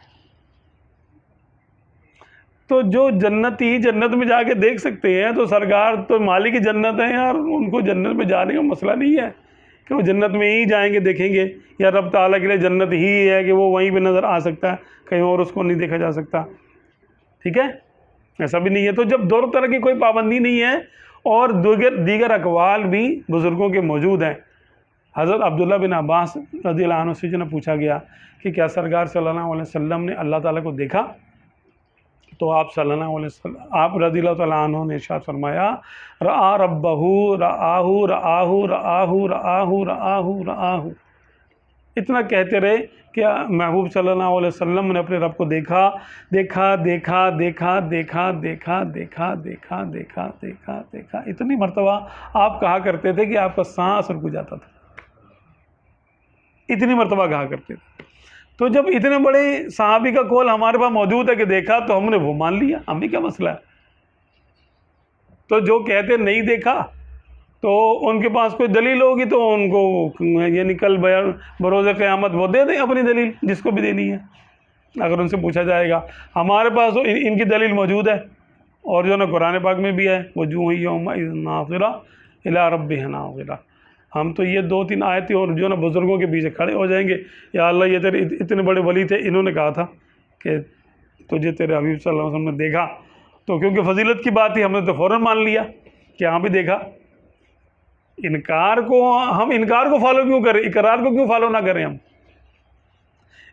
انکار کو وہ فالو کرے گا، یہ بھی اللہ کی مشیت ہے کہ انکار کا قول بھی آیا ہمارے تک اور اقرار کا بھی آیا۔ اب دیکھو کون کیا کرتا ہے، کون کس کو مانتا ہے، کس طرف جاتا ہے، کون اقرار کی طرف جاتا ہے اور کون جو نا انکار کی طرف جاتا ہے۔ تو ہم تو اللہ کے محبوبوں کی عقیدت مند ہیں اور ان کے فضائل کا اقرار کرنے والے ہیں، اور یہ تو ہمارے آقا صلی اللہ علیہ وسلم کی سب سے بڑی فضیلت ہے کہ یہ تو کسی کو حاصل ہی نہیں ہے، تو اس کا یعنی اقرار ہم کیوں نہیں کریں گے بھائی؟ ہم تو دوڑ کے کریں گے کہ ہاں بھائی ہمارے آقا صلی اللہ علیہ وسلم نے اللہ تعالیٰ کو دیکھا، ٹھیک ہے۔ ہاں یہ بات ذرا ذہن میں رہے۔ ایک جو میں کہہ رہا تھا کہ یہاں پہ جو ہے نا وہ حاشیہ دیا ہوا ہے تکمیل الایمان کا، کہتے ہیں کہ وَمِعْرَاجُهُ فِي الْيَقظَةِ بِشَخْصِهِ إِلَى السَّمَاءِ ثُمَّ إِلَى مَا شَاءَ اللَّهُ تَعَالَى حَقٌّ، کہ آپ صلی اللہ علیہ وسلم کا جاگنے کی حالت میں آسمان تک جانا، پھر جہاں تک اللہ نے چاہا وہاں تک جانا حق ہے، یعنی بیداری کی حالت پہ جسمانی طور پر آسمان کی طرف معراج فرمانا، پھر وہاں سے جہاں تک خدا کی مشیت ہو جانا حق ہے۔ مطلب یہ ہے کہ واقعہ معراج کی تصدیق میں ایمان کا امتحان ہے کہ مختصر سی گھڑی میں بیداری کے عالم میں جسم شریف کے ساتھ آسمان و عرش اعظم تک، بلکہ عرش سے بھی اوپر لا حد لا مکان تک تشریف لے جانا، یہ حکایات و خصوصیات احادیث صحیحہ میں مذکور ہیں۔ تفسیر خازن میں والحق الذی علیہ اکثر الناس ومعظم السلف وعامة الخلف من المتأخرین من الفقهاء والمحدثین والمتکلمین انه اسری بروحہ وجسدہ صلی اللہ علیہ وسلم، ویدل علیہ قولہ سبحانہ وتعالی سبحان الذی اسری بعبدہ لیلا، ولفظ العبد عبارت عن مجموع الروح والجسد، کہ حق یہ ہے جس پر اکثر لوگ اور بڑے بڑے علماء اور سلف یعنی ہمارے سلف صالحین اور متاخرین فقہاء محدثین اور متکلمین کے بڑے بڑے علماء اسی موقف پر ہیں کہ آپ صلی اللہ علیہ وسلم کو اپنے روح اور جسم کے ساتھ اللہ نے معراج کرائی، اور اس پر دلیل ہے سبحان الذی اسری بعبدہ۔ عبد کا لفظ صرف روح پہ نہیں بولا جاتا، عبد کا لفظ روح اور جسم دونوں پر بولا جاتا ہے۔ وَلَفْظُ الْعَبْدِ عِبَارَةٌ مِنْ عَنْ مَجْمُوعِ الرُّوحِ وَالْجَسَدِ، کہ روح، یہ عبد کا لفظ روح اور جسد دونوں کو ملا کر بولا جاتا ہے، اور بھی اس کے اندر تفصیل اس کی، لیکن ہمارے لیے اتنا کافی ہے۔ آگے ارشاد فرماتے ہیں اور وہ قرب خاص حاصل ہوا کہ کسی بشر و ملک کو کبھی حاصل نہ ہوا نہ ہو، یعنی کسی کو اتنا قرب اللہ تبارک و تعالیٰ کا نہ تو پہلے حاصل ہوا تھا اور نہ آئندہ کبھی ہوگا، اور جمال الہی بچشم سر دیکھا اور کلام الہی بلا واسطہ سنا، اور تمام ملکوت السماوات والارض کو بالتفصیل ذرہ ذرہ ملاحظہ فرمایا، اب یہ تھوڑا سمجھنے کے لیے میں تھوڑے سے ایک دو حوالے آپ کے سامنے ترجمے کے ساتھ پیش کرتا ہوں۔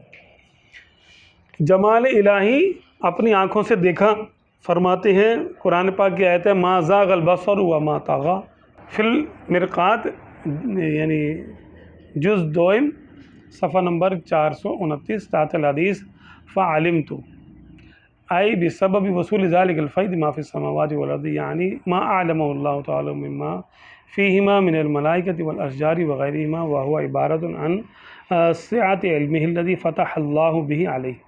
وقال ابن حجر ای جميع الکائنات التي في السماوات بل هو ما فوقها كما يستفاد من قصة المعراج، والارض هي بمعنى الجنس ای وجميع ما في الارضین السبع بل وما تحتها، کہ میں نے جو کچھ زمین و آسمان میں تھا وہ میں نے جان لیا۔ اس کے تحت یہ حاشیہ کہ مرقات میں ہے، اچھا پیچھے کا حاشیہ اس کا کیا ہے،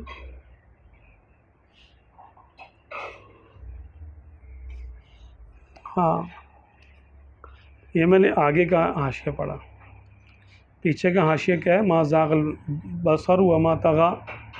روح البیان میں ہے کہ ان رؤیت اللہ کانت بعینی بصری علیہ السلام یقظۃ، کہ بے شک اللہ تبارک و تعالیٰ کا دیکھنا سرکار عالم صلی اللہ علیہ وسلم کو جسم کی آنکھ سے ہے جاگتے میں۔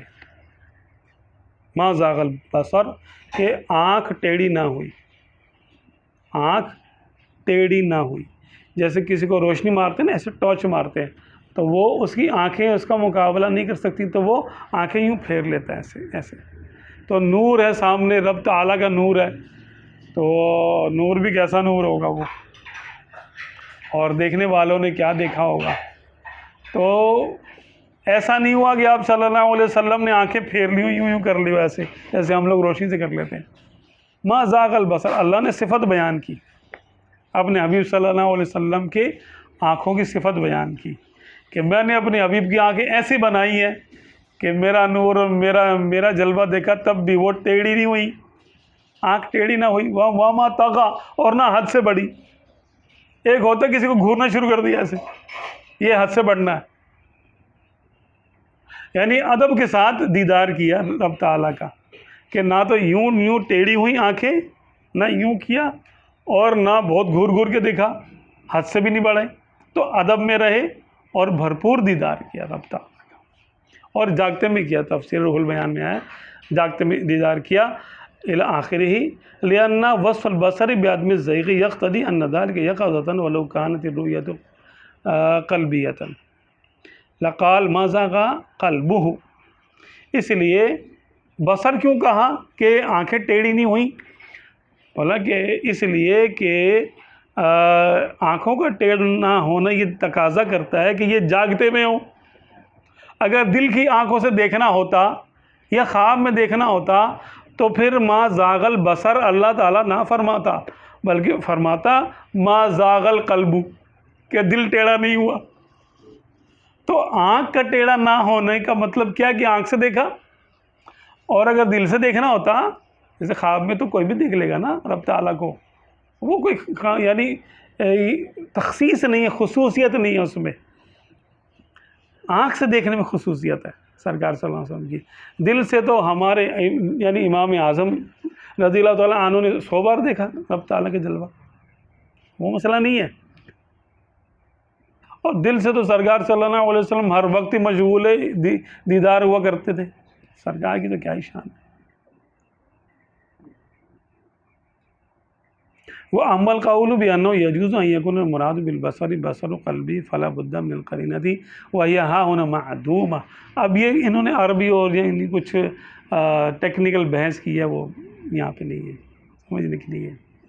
عن ابن عباس، اب یعنی ابن عباس رضی اللہ تعالیٰ عنہ فرماتے ہیں ان محمد رآ ربہ مرتین، مرۃ ببصرہ و مرۃ بفؤادہ، کہ آپ صلی اللہ علیہ وسلم نے اللہ تبارک و تعالیٰ کو 2 بار دیکھا، ایک بار دل کی آنکھ سے اور دوسری بار اپنی جسم کی آنکھ سے دیکھا۔ در منصور کا حوالہ ہے اس کے اندر، جز نمبر 7 اور صفحہ نمبر 647۔ عن ابن عباس قال رسول اللہ صلی اللہ علیہ وسلم رأیت ربی تبارک و تعالی، آقا صلی اللہ علیہ وسلم سے حدیث لے کر آئے ہیں، فرماتے ہیں کہ میں نے اپنے رب کو دیکھا، رأیت ربی، میں نے اپنے رب کو دیکھا۔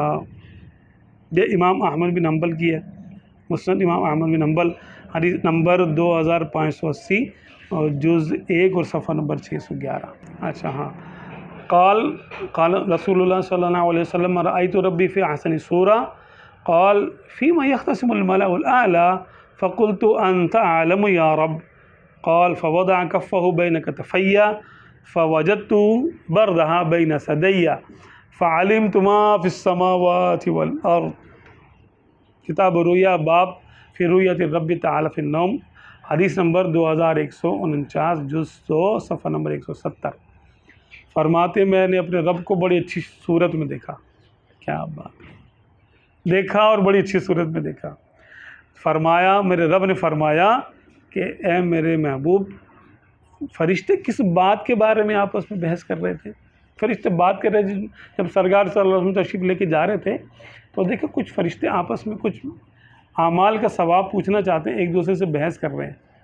تو اللہ تعالیٰ نے وہ پوچھا، وہ جو تم جب آئے تھے تو وہ فرشتے کس بارے میں بحث کر رہے تھے پتہ ہے تمہیں؟ میں نے عرض کی یا رب انت عالم، یا رب تو زیادہ جانتا ہے۔ اب رب کے سامنے تھوڑی بولے کہ مجھے پتہ ہے، بڑوں کے سامنے جب کلام ہوتا ہے تو ادب سکھایا ہمارے آقا صلی اللہ علیہ وسلم نے کہ پتہ ہو یا نہ ہو اپنا علم نہیں ظاہر کرنا، پتہ نہیں ہے تب تو بولو یا اللہ تو ہی جانتا ہے، یا کوئی بڑا ہو تو بولے جی حضرت آپ بتائیے مجھے صحیح سے نہیں پتہ، ہاں میرا علم ذرا ناقص ہے۔ لیکن جب سب سے بڑے یعنی رب کے بارگاہ میں اور سب سے بڑے حبیب پیش ہو رہے ہیں تو ادب کی کیا کیفیت ہوگی وہاں پر؟ تو آپ صلی اللہ علیہ وسلم نے ادب سے عرض کیا، اے میرے رب عز و جل تو ہی بہتر جانتا ہے، انت عالم یا رب۔ قال فوضع کفہ بین کتفی، فرماتے ہیں کہ پھر رب تعالیٰ نے اپنا دست قدرت میرے کندھوں کے درمیان میں رکھا۔ اب دیکھیں ڈاؤن لوڈنگ ہو رہی ہے، اپ لوڈنگ ہو رہی ہے نا، علم دیا جا رہا ہے۔ فوجدت بردہا بین ثدی، تو کمر پہ رکھا تھا تو اس کی ٹھنڈک میں نے اپنے سینے میں پائی۔ فعلمت ما فی السماوات والارض، تو میں نے جان لیا جو آسمانوں اور زمین میں ہے۔ اب یہ دیکھیں، اب کون سی بات ہمارے آقا صلی اللہ علیہ وسلم کے علم سے باہر ہوگی؟ اب ہم اس پر عقیدہ نہ رکھیں، اس حدیث کو نہ مانیں تو کسی بدبخت کی مان لیں جو کہتے ہیں ان کو تو کچھ نہیں پتا تھا۔ تیری مانے یا سرکار صلی اللہ علیہ وسلم کا ارشاد تسلیم خم کریں اس پر سر، کس کو مانے؟ عقیدہ ہمارا کس پر ہونا چاہیے؟ کسی چوڑے چمار کے قول پر یا آقا دو جہان صلی اللہ علیہ وسلم کے فرمان پر؟ تو جو لوگ کہتے کہ آپ صلی اللہ علیہ وسلم کو پتہ نہیں تھا، کیا ان کی بات مان لیں ہم؟ پھر سرکار خود فرما رہے فعلمت، میں نے جان لیا، ما فی السماوات والارض، جو آسمانوں میں ہے۔ اب وہ کتنا ہے آسمانوں میں؟ ستارے بھی ہیں، فرشتے بھی ہیں، جنت بھی ہے، دوزخ بھی ہے، اس کے عذابات بھی ہیں دوزخ کے، جنت کی نعمتیں بھی ہیں، ٹھیک ہے، جو اسپیس سسٹم ہمیں نظر آ رہا ہے یہ سارے کا سارا یہ بھی ہے۔ بھئی جب بتانے والا رب ہے تو پھر جاننے میں کیا مسئلہ ہے؟ ابھی بھی آپ کو شک ہو رہا ہے کیا؟ ان سے کہہ رہے ہیں جن کو شک ہوتا ہے، جب اللہ سکھا رہا ہے اب بھی نہیں اب نہ ماننے کی وجہ سوائے بغض کی اور کچھ نہیں ہے۔ کیا آپ بولے میں سمجھ میں نہیں آ رہا؟ بھائی تیری سمجھ میں تو کچھ بھی نہیں آتا، میتھ کا سوال حل نہیں کر سکتا، تیری سمجھ اتنی سی بھی نہیں ہے نا۔ اپنی سمجھ کو معیار نہیں بناؤ، قرآن و حدیث کو اس کا جو نا وہ معیار بناؤ کہ ہمارا علم، ہمارا ایمان، ہماری دلیل قرآن و حدیث سے۔ جیسے ہم دوسرا خدا نہیں مانتے نا، کیوں نہیں مانتے؟ کیونکہ لا الہ الا اللہ قرآن و حدیث میں آیا۔ اب ہم یہاں اپنی عقل کے گھوڑے نہیں دوڑاتے کہ یار اتنا بڑا زمین اور آسمان کا سسٹم ہے، یار ایک ذات کیسے چلا سکتی ہے؟ معاذ اللہ معاذ اللہ معاذ اللہ، ہم اس طرف نہیں جاتے۔ ہم کہتے ہیں نہیں بھی قرآن و یعنی حدیث میں آیا ایک خدا ہے، بس ختم ہوئی بات، اپنی عقل کو دخل نہیں دیتے وہاں پر۔ ایسے ہی ہم اپنے حبیب صلی اللہ علیہ وسلم کے بارے میں، جو ان کے فضائل کے بارے میں قرآن و حدیث میں آیا ہے، ہم جیسا آیا ہے ویسے ہی مانتے ہیں، ہم اپنی طرف سے کچھ نہیں مانتے۔ اپنی طرف سے مانے تو ہمیں جواب دینا ہو قیامت کے دن۔ اب کوئی ہم سے پوچھے گا تم نے کیوں مانا کہ تمہارے نبی اکرم صلی اللہ علیہ وسلم کو اللہ تعالیٰ نے اتنا اتنا علم عطا کیا تھا، تم نے کیوں مانا؟ ہم بولیں گے جی آقا نے خود فرمایا تھا۔ اگر ہم نہ مانتے تو کیا کرتے؟ کیا اس بات کو جھوٹا مان لیتے؟ اس حدیث پاک کو جھوٹا مان لیتے کیا؟ تو جھوٹا تو مان نہیں سکتے تھے، انہیں پھر ایمان ہی رکھنا تھا اس پر۔ تو الحمدللہ اہل سنت و جماعت کے پاس دلائل کے انبار ہیں۔ عقیدہ نمبر 41، تمام مخلوق اولین و آخرین حضور اکرم صلی اللہ علیہ وسلم کی نیاز مند ہے، یہاں تک کہ حضرت ابراہیم خلیل اللہ علیہ السلام۔ بالکل نیاز مند کا معنی کیا ہے؟ محتاج ہے۔ تمام مخلوق اولین و آخرین ہمارے آقا صلی اللہ علیہ وسلم کے محتاج ہے، یہاں تک کہ حضرت ابراہیم خلیل اللہ علیہ السلام، یہ بھی ہے۔ اب یہ بھی ہم اپنے پاس سے نہیں کہہ رہے، لیکن میں آپ کو اس کا حدیث پاک کا ترجمہ جو ہے نا بتاتا ہوں، تھوڑی سی لمبی حدیث ہے۔ عن ابی ہریرہ قال قال رسول اللہ صلی اللہ علیہ وسلم انا سید الناس یوم القیامہ۔ حدیث پاک بڑی زبردست ہے، ایک ہی حدیث پاک آپ یاد کر لیں یا اس کو سمجھ لیں، بس دل ٹھنڈا ہو جائے گا آپ کا انشاءاللہ۔ فرماتے ہیں کہ میں تمام انسانوں کا سردار ہوں قیامت کے دن۔ وَهَلْ تَدْرُونَ بِمَا ذَاكَ، اور کیا تمہیں پتہ ہے کہ کیوں میں سرداری کیوں ہے؟ یجمع اللہ تعالی یوم القیامہ الاولین والآخرین فی صعید واحد، کہ اللہ تبارک و تعالیٰ قیامت کے دن تمام اولین و آخرین کو ایک میدان میں جمع کرے گا۔ فیقول بعض الناس لبعض ایتوا آدم، تو بعض لوگ ایک دوسرے کو بولیں گے آدم علیہ السلام کے پاس چلتے ہیں، فیاتون آدم، تو وہ آئیں گے آدم علیہ السلام کے پاس، فیقول آدم نفسی نفسی اذهبوا الی غیری، تو وہ کہیں گے آج میرے پاس نہیں آؤ، جاؤ جاؤ، مجھے آج اپنی جان کی پرواہ ہے۔ بعض روایتوں میں یہ آتا ہے کہ وہ کہیں گے میں نے گندم کا دانہ کھایا تھا نا، تو مجھے شرم آتی ہے کہ میں رب تعالیٰ سے کیا کلام کروں آج کے دن، تمہاری شفاعت کروں؟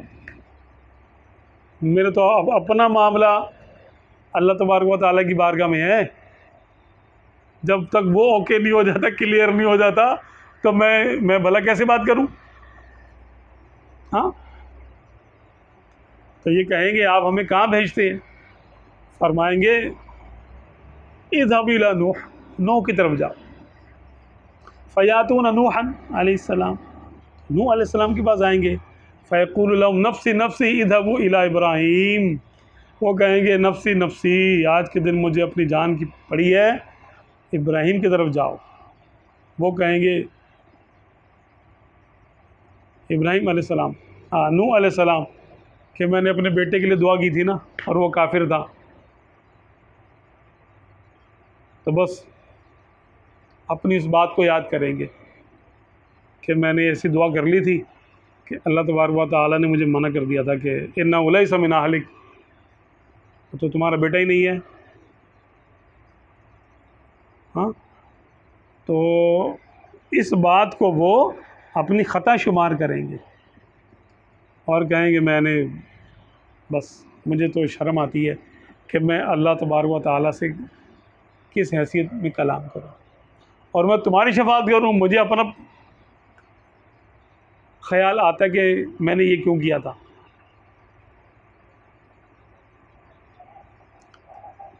فیاتون ابراہیم، تو ابراہیم یعنی خلیل اللہ علیہ السلام کے پاس آئیں گے۔ فیقول له ابراہیم نفسی نفسی اذهبوا الی غیری، ابراہیم علیہ السلام کہیں گے جاؤ جاؤ کسی اور کی طرف جاؤ، مجھے اپنی جان کی یاد پڑی ہے۔ کہیں گے کہاں؟ بولیں گے موسیٰ کی طرف جاؤ، موسیٰ علیہ السلام کے پاس آئیں گے تو وہ کہیں گے نفسی نفسی اذهبوا الی عیسیٰ۔ اب یہ سارے اہل محشر جا رہے ہیں، جس نے حج کیا اللہ ہم سب کو حج کرائے۔ ایک جگہ سے دوسری جگہ پہ جانا ایک کارنامہ ہے، حالانکہ صرف 30-35 لاکھ افراد کا مجمع ہوتا ہے، اور یہاں پر کون کون ہوگا میدان محشر میں؟ اولین و آخرین سارے ہی ہوں گے، اور جانور بھی ہوں گے، جنات بھی ہوں گے۔ رش، گرمی، سورج 1.25 میل پر اور زمین تانبے کی، اور جسم جل رہے ہیں، اور اس میں ڈھونڈ رہے کہ کوئی ہماری شفاعت کر دے۔ شفاعت صرف اتنی بات کی کرنی ہے، کوئی جنت کی شفاعت نہیں کرنی۔ 25,000 سال تک تو سب کھڑے رہیں گے، اللہ تبارک و تعالیٰ کوئی کلام نہیں کرے گا کسی سے۔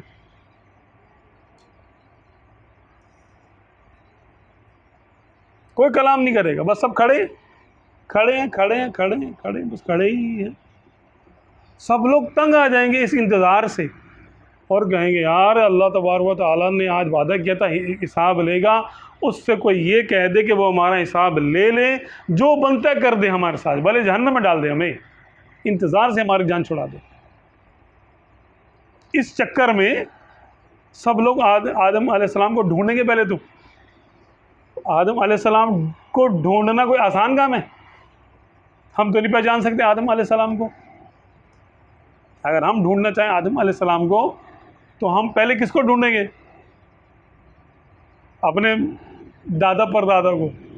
ان سے بولیں گے چلے حضرت آپ کسی اپنے دادا پردادا کو ڈھونڈیں، ان سے بولیں گے وہ اپنے دادا پردادا کو ڈھونڈیں، اور ان سے بولیں گے وہ اپنے دادا پردادا کو ڈھونڈیں، اور ان سے اوپر ہوتے جس کسی نے بھی آدم علیہ السلام کو دیکھا ہوگا اس بندے کو ڈھونڈو جس نے آدم علیہ السلام کو دیکھا۔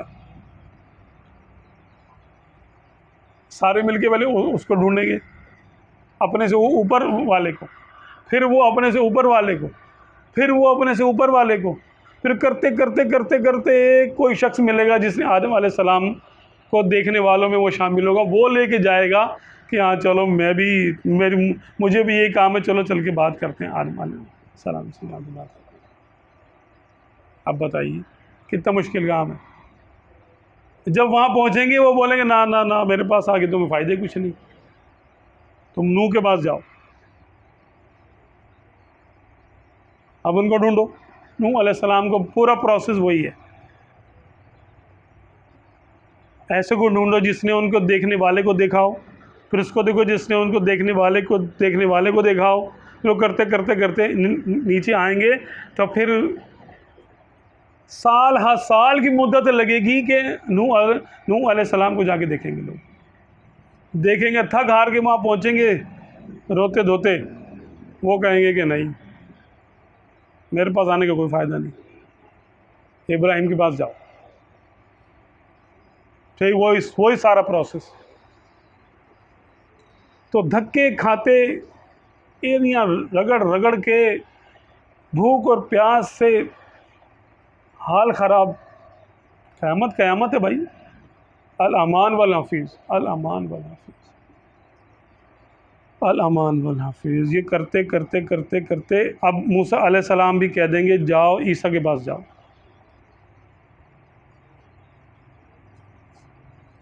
ان کے پاس آئیں گے، وہ کہیں گے میں تو نہیں کر سکتا، ہاں میں تمہیں ایسے شخص کے پاس بھیج دیتا ہوں جو یہ کر سکتا ہے تمہارا کام۔ آج کے دن سوائے اس کے اللہ تبارک و تعالیٰ کسی سے بات کرنے پہ راضی نہیں ہے آج. اب یہ کہیں گے کہ ہاں کس کے پاس بھیجتے ہو؟ بولو جاؤ احمد کے پاس جاؤ، محمد کے پاس جاؤ صلی اللہ علیہ وسلم.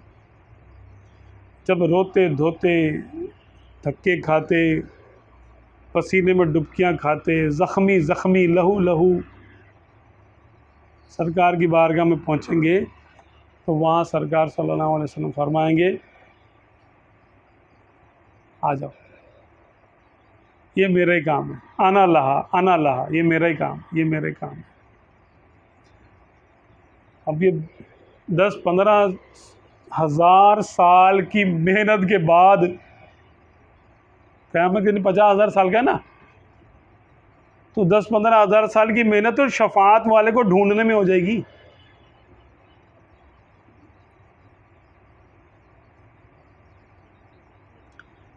اب جب وہ شخص ملے گا جو کہے گا کہ ہاں میں تمہاری بات کرتا ہوں،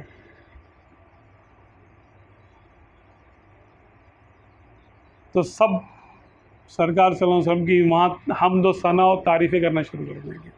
واہ جی واہ، آپ نے وہ بات کر دی، دل خوش کر دیا، ہم کو تو کسی نے لفٹ ہی نہیں کرائی، ہم کو تو کسی نے پوچھا ہی نہیں، اور ہم کو ہمارا کام کرنے کی کسی نے حامی نہیں بھری. سب نے بولا بھائی میں یہ کام نہیں کر سکتا، تم میرے پاس سے تو جاؤ، مجھے تو آج اپنی پڑی، تم میرے پاس سے جاؤ، میری جان چھوڑ دو، جاؤ یہاں سے کسی اور کے پاس جاؤ. ایسے میں کوئی یہ کہہ دے کہ ہاں ادھر آؤ میں تمہارا کام کرتا ہوں، کیسی ڈھارس ہوگی؟ اس وقت اولین و آخرین سب کے سب آقا دو عالم صلی اللہ علیہ وسلم کی تعریف کریں گے. اس کو کہتے ہیں مقام محمود، حمد کا مقام، تعریف کا مقام، کہ آقا دو عالم صلی اللہ علیہ وسلم عرش کے نیچے پہنچیں گے اور رب کی بارگاہ میں 7 دن کے برابر سجدہ کریں گے، جتنا دنیا میں 7 دن ہوتے ہیں، اور اللہ تبارک و تعالیٰ کی ایسی تعریف کریں گے. فرماتے ہیں کہ وہ تعریف میں آج نہیں کر سکتا، آج مجھے وہ علم نہیں ہے، وہ باتیں مجھے نہیں پتہ، وہ الفاظ مجھے آج نہیں آتے جو اللہ تعالیٰ اس دن مجھے سکھائے گا. میں ایسے الفاظ میں اللہ تعالیٰ کی تعریف کروں گا کہ اللہ تعالیٰ خوش ہو جائے گا، اور روؤں گا اللہ کی بارگاہ میں گڑ گڑا کر کہ مالک تیرے بندے ہیں. یہ کہتے ہیں کہ تو ہم سے بات تو کر، تو بات ہی نہیں کر رہا ہم سے، جو حساب لینا ہے لے، جس کو جنت دینی ہے دے، جس کو دوزخ دینی ہے دے، لیکن ہم سے بات کر لے. اس کو شفاعت کبریٰ کہا جاتا ہے. یہ شفاعت کبریٰ جنت کی شفاعت نہیں ہے، یہ حساب کتاب کی شفاعت ہے.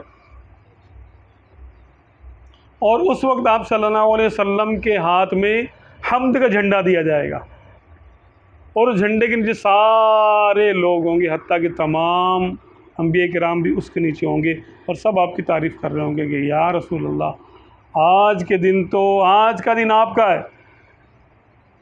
آج کا دن جیسے ہم یہاں پہ بلا تشبیہ کہہ دیتے ہیں نا مین آف دا میچ، تو مین آف قیامت اگر کسی کو کہا جائے کہ وہ ہمارے آقا صلی اللہ علیہ وسلم سردار قیامت، قیامت کے دن سرداری ظاہر ہوگی، سردار تو وہ ہمیشہ سے ہے، فقط اتنا سبب ہے انعقاد بزم محشر کا کہ ان کی شان محبوبی دکھائی جانے والی ہے. کہ مولانا حسن رضا خان صاحب رحمۃ اللہ علیہ فرماتے ہیں کہ قیامت قائم کرنے میں یہ حکمت ہے، ایک ہی بڑی حکمت ہے اس میں، کہ سب کو پتہ چل رہا ہے کہ اللہ کا محبوب کون ہے، سب کو پتہ چل رہا ہے، شان محبوبی دکھائی جانے والی ہے. کہ جو کام 1 لاکھ کم و بیش 24,000 یا پتہ نہیں کتنے انبیاء کرام کرنے کی جرت نہیں کرتے، ہمت نہیں کر رہے، اللہ تعالیٰ کا خوف طاری ہے سب پر. باقیوں کی تو بات ہی کچھ اور ہے نا، نبیوں سے نیچے تو بات ہی نہیں ہے. اللہ کے پیاری مخلوق، پسندیدہ نفوس قدسیہ، وہ خاموش ہیں اور اللہ کے خوف کے سامنے دم بخود ہے، وہ خاموش ہیں اور کہہ رہے ہیں ہم کیا کریں۔ تو اس وقت آپ صلی اللہ علیہ وسلم کو حمد کا جھنڈا عطا ہوگا، جس کو لواء الحمد کہا جاتا ہے، اور آپ صلی اللہ علیہ وسلم کی تعریف میں لوگ جو کلمات کہیں گے،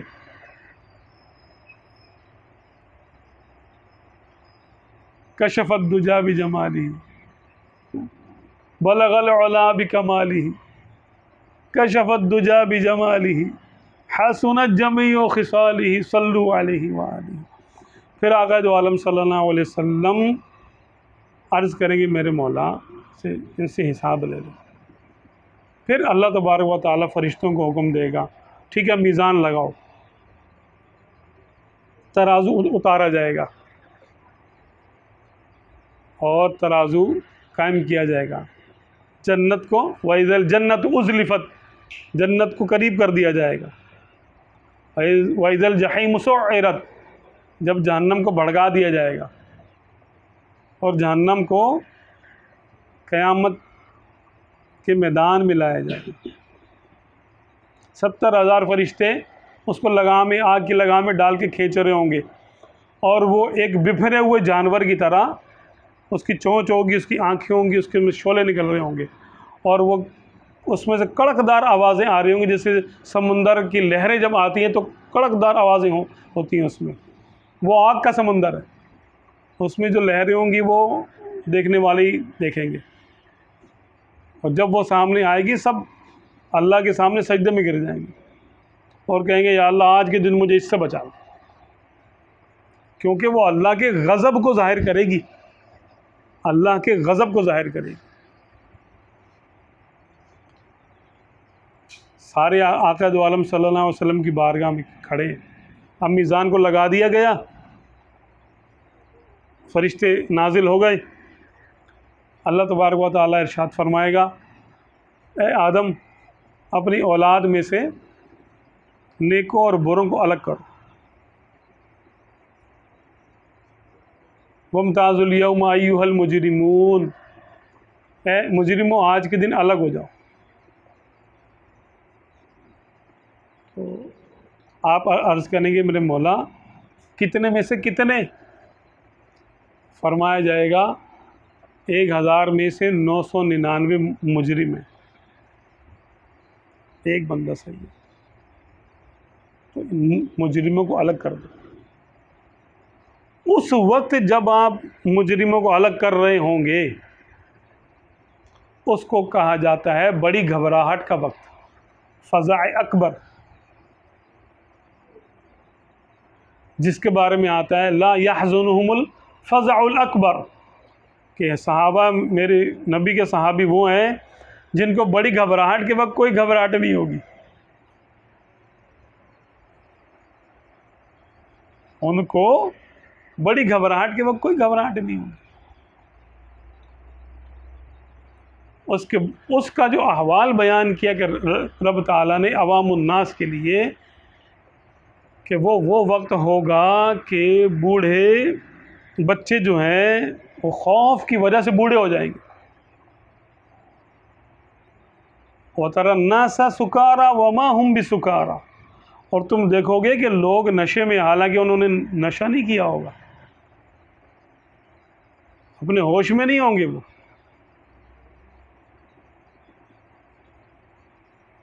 بغیر کپڑوں کے ہوں گے۔ بی بی عائشہ صدیقہ طیبہ طاہرہ رضی اللہ تعالی عنہا نے پوچھا یا رسول اللہ کیا قیامت کے دن پھر لوگوں کو ایک دوسرے سے شرم نہیں آئے گی جب کپڑے نہیں ہوں گے تن پر؟ فرمایا کہ اس وقت ان کو جس بات کی پریشانی ہوگی وہ ان کو کسی اور طرف توجہ نہیں کرنے دے گی۔ جب جنت سامنے ہو اور دوزخ سامنے ہو اور نامہ اعمال تل رہا ہو کہ میں ادھر جاؤں گا یا ادھر جاؤں گا، تو کس کو دیکھنے کی فرصت ہوگی؟ کہاں دکھے گا وہ؟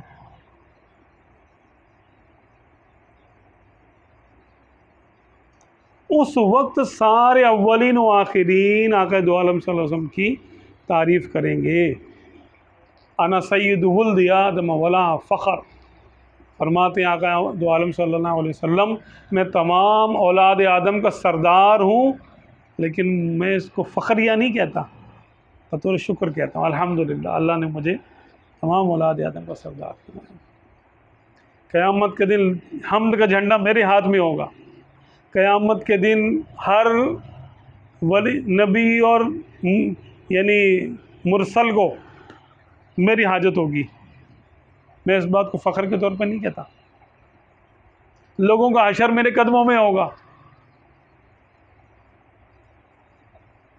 لیکن میں اس بات کو بطور فخر نہیں کہتا، شکر کے طور پہ بیان کرتا ہوں اللہ نے مجھے یہ سب عطا کیا۔ اب بتاؤ جس کو ایسی ایسی نعمتیں ملی ہیں وہ دنیا کی کسی چھوٹی موٹی نعمتوں کو کیا توجہ فرمائے؟ فرمایا میں چاہوں تو میرے ساتھ یہ پہاڑ سونے کے ہو کے چلے، سونے کے پہاڑ میرے ساتھ ساتھ چلا کریں۔ تو یہ بات آقا صلی اللہ علیہ وسلم کی شان کے آگے کیا حیثیت رکھتی ہے؟ دنیا کے سونے کے پہاڑ، ارے دنیا اتنی سی، سونے کے پہاڑ اتنا سا، آقا کی شان اتنی بڑی اتنی اونچی، وہ مالک جنت ہے جی، تو دنیا کے یہ چھوٹی موٹی پہاڑیاں لے کے کیا کریں گے؟ تو انہوں نے اس کو ظاہری کبھی نہیں کیا، کبھی پہاڑ اپنے ساتھ نہیں چلایا آقا دو عالم صلی اللہ علیہ وسلم نے۔ فرمایا اگر میں چاہوں تو لو شئت لصارت معی جبال الذهب او کما قال صلی اللہ علیہ وسلم، اگر میں چاہوں تو سونے کے پہاڑ میرے ساتھ چلے، لیکن کبھی نہیں فرمایا، کبھی سونے کا پہاڑ اپنے ساتھ لے کے نہیں چلے، سونے کی تھیلی تک نہیں رکھتے اب اپنے پاس۔ کیوں کہ جو بہت بڑا ہوتا ہے نا اس کو چھوٹی چھوٹی نعمتیں گنتا ہی نہیں ہے، وہ توجہ نہیں کرتا، توجہ ہی نہیں کرتا وہ۔ اب جنت جو ہے وہ جنتی سونے، جنتی چاندی، جنتی یاقوت، جنتی ہیروں سے بنی ہوئی ہے، ادنا سے ادنا جنت بھی، سرکار اس کے بھی مالک ہیں، اور اوپر کی جنت فردوس اس کے بھی مالک ہیں، جس کا کوئی سوچ بھی نہیں سکتا، اس کے بھی مالک ہیں۔ تو ان کے نظر میں دنیا کی کسی نعمت کی کیا حیثیت رہ جائے گی؟ کوئی حیثیت ہی نہیں ہے۔ نہ وہ اپنے خاص غلاموں کے لیے دنیا کی اس نعمتوں کو پسند کرتے ہیں، جو ہم روتے ہیں نا غربت غربت، اور تھوڑی سی نعمت حاصل ہو جاتے تو ہم تکبر کرتے ہیں، او مجھے یہ مل گیا وہ مل گیا فلانا، ارے بھائی اتنی سی بات پہ کیا خوش ہو رہا ہے یار؟ تجھے تو سرکار جنت کا ایک جو ہے نا عظیم حصہ کا مالک بنانے والے ہیں، تو وہ یہاں پہ رہ کر اتنی چھوٹی سی بات پہ خوش ہو گیا، یہ تیرے لیے ہے ہی نہیں، چھوڑ دے اس کو، کفار کے لیے ہے یہ۔ اسی میں آخر میں کیا ہے فرماتے ہیں کہ جب میں اپنی امت کی شفاعت کرواؤں گا اور میں اپنی امت کو پل صراط پہ سے گزروا رہا ہوں گا، سارے نبی جو ہے پل صراط پہ سے پار کر کے، کیونکہ پل صراط جہنم کے اوپر ہے، پل بنا ہوا 3000 سال کا رستہ ہے۔ فرمایا جب میں اپنی امت کو پل صراط پہ سے پار کروا رہا ہوں گا، اس پار نبی سارے انبیاء کرام اس پار پہنچ چکے ہوں گے، سامنے جنت ہوگی، تو جنت میں نہیں جائیں گے، انتظار کریں گے اور کہیں گے کہ ہماری امت تو پل کے اس طرف ہے، میدان محشر میں ہے، اور وہ تو ہم پر ایمان لائے تھے، اب ہم ان کی مدد تو کچھ کر نہیں سکتے، تو کیا کریں؟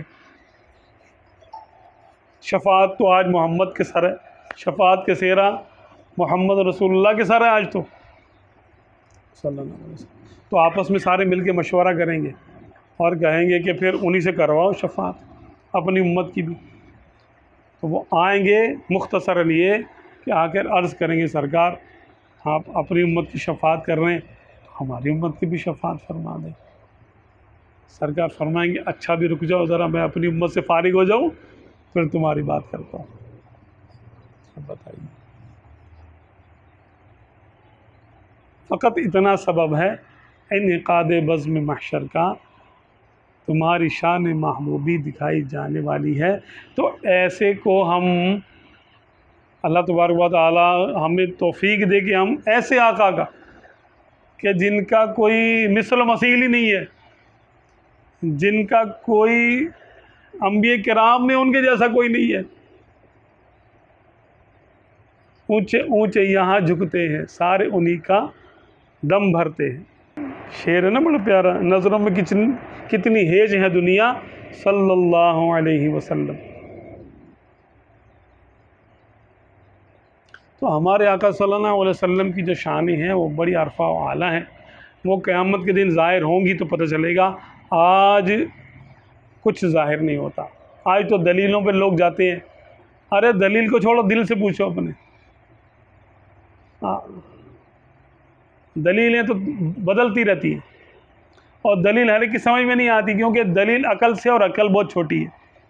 مقام مصطفیٰ کو سمجھنے کے لیے دل چاہیے، دلیل نہیں۔ اتنا سمجھ لیں کہ جو اللہ، جو کائنات کا خالق و مالک ہے، یہ اس کے پیارے ہیں، ان کو ناراض کر کے اس کو خوش نہیں کیا جا سکتا کسی قیمت پر۔ اس کو خوش کرنا ہے تو ان کو راضی کرنا پڑے گا۔ اب آپ یہ دیکھ لیں، خدا کی رضا چاہتے ہیں دو عالم، خدا چاہتا ہے رضائے محمد صلی اللہ علیہ وسلم۔ اللہ تعالی ہمیں اپنے حبیب صلی اللہ علیہ وسلم کی رضا اور ان کی خوشنودی، ان کے عشق و محبت عطا فرمائے، اور روز افزوں اس میں اضافہ فرمائے، اور ہمیں اپنے حبیب صلی اللہ علیہ وسلم کی بارگاہ میں سرخرو فرمائے۔ سرکار تو سب کو بچا ہی لیں گے یار، جو بھی محبت سے کلمہ پڑھتا ہے ان کا سب کو جو نا بچا لیں گے، مسئلہ نہیں ہے۔ جس کو بارے دو عالم کی پرواہ نہیں، ایسے بازو کی قوت پہ لاکھوں سلام، سرکار کی کوئی مسئلہ نہیں ہے۔ بات تو یہ ہے کہ شرمندہ ہو کر نہ جائیں سرکار کی بارگاہ میں، سرخرو ہو کے جائیں نا تو مزہ آتا ہے، فزت برب الکعبہ کہہ کے جائیں تو مزہ آتا ہے۔ اللہ تعالیٰ مولا علی کے ان الفاظ کے صدقے کہ انہوں نے کہا فزت برب الکعبہ، جب وہ شہید ہونے لگے کہا فزت برب الکعبہ، اللہ کی قسم، رب کعبہ کی قسم میں کامیاب ہو گیا۔ جو کلمہ پڑھا تھا بچپن میں 8 سال میں، آج اس عہد کو وفا کر کے جا رہا ہوں۔ تو ہم نے بھی کلمہ پڑھا ہوا ہے، لا الہ الا اللہ محمد رسول اللہ صلی اللہ علیہ وسلم۔ ہم اس عہد پہ قائم ہیں کہ ہم اللہ کے سوا کسی کو معبود نہیں مانتے، اور آقا دو عالم صلی اللہ علیہ وسلم کو ان کو تملیک ملک الملک سے مالک عالم کہا، پھر تجھ کو کیا۔ ہم سرکار صلی اللہ علیہ وسلم کو پوری کائنات کا مالک سمجھتے ہیں، اس طرح سے کہ رب تعالیٰ نے اپنی مخلوق کا مالک اپنے حبیب کو بنایا، کہ میں تو مالک ہی کہوں گا کہ وہ مالک کے حبیب، یعنی محبوب و محب میں نہیں میرا تیرا۔ سرکار صلی اللہ علیہ وسلم کو ہمیں محبت سے ماننے والا بنائے، مجبوری میں نہیں کہ کیا کرے جی اب وہ، اور کیا کرے کلمہ پڑھنا پڑ رہا ہے معاذ اللہ، تو ایسا ایمان مقبول نہیں ہے۔ یہ تو منافقوں والا طریقہ ہے۔ ہم تو خوش ہو کے مانتے کہ چلو شکر ہے جی، ہمارے وہ نصیب ہے کہ ہمیں سرکار صلی اللہ علیہ وسلم کی غلامی ہم کو نصیب ہو گئی یار۔ اگر ہم کسی اور نبی کی امت ہوتے تو کبھی کے تباہ و برباد کر دیے جاتے۔ اللہ تعالیٰ ہمیں عمل کرنے کی۔ ہاں، بعض بزرگ فرماتے ہیں کہ ہم دنیا داروں کے چہرے کی طرف نہیں دیکھتے، اس سے ہمارے دل میں کثافت بڑھتی ہے، جبکہ دوسرے بزرگ ہیں جو کہتے ہیں وہ تو سینے سے لگاتے ہیں کہ بھائی اگر اس کو ہم بھی اس سے منہ موڑ لیں گے تو کیا ہوگا۔ لیکن بات وہی ہے کہ دنیا داروں کے چہرے کو دیکھنا بطور رغبت کے کہ واہ یار اس کے پاس بڑا مال ہے بھائی، یہ اس پہ زبردست ہے بھائی، سیلیبریٹی ہے، شخصیت ہے، اس کی دنیا داری کو اہمیت دیتے ہوئے اس کی طرف توجہ کرنا، تو پھر کیا ہوگا کہ جب ہم جس نیت سے اس کو دیکھیں گے وہ نیت ہم میں سرایت کر جائے گی، وہی کچھ ہمیں اس سے حاصل ہوگا، کیونکہ ہم اس کی دنیا داری کی جو حیثیت ہے ہم نے اس کو اہمیت دی، تو اب دنیا کی اہمیت ہمارے دل میں پیدا ہو جائے گی۔ تو جو لوگ منع کرتے ہیں کہ فساق اور فاجروں کو نہ دیکھا جائے، تو اس لیے کہ جو رغبت کی نظر سے نہ دیکھا جائے، ان کو عزت کی نظر سے نہ دیکھا جائے۔ ہاں ہمدردی سے دیکھ سکتے ہیں کہ یار یہ بیچارہ سونے کی چین گلے میں پہن کے آ رہا ہے، اتنی موٹی ہیروں کی انگوٹھی پہنی ہوئی ہے سونے کی، اس میں سونے کی جو ہے نا انگوٹھی ہے اس میں ہیرا لگایا ہوا ہے، ارے یہ تو آگ میں جل رہا ہے بیچارہ،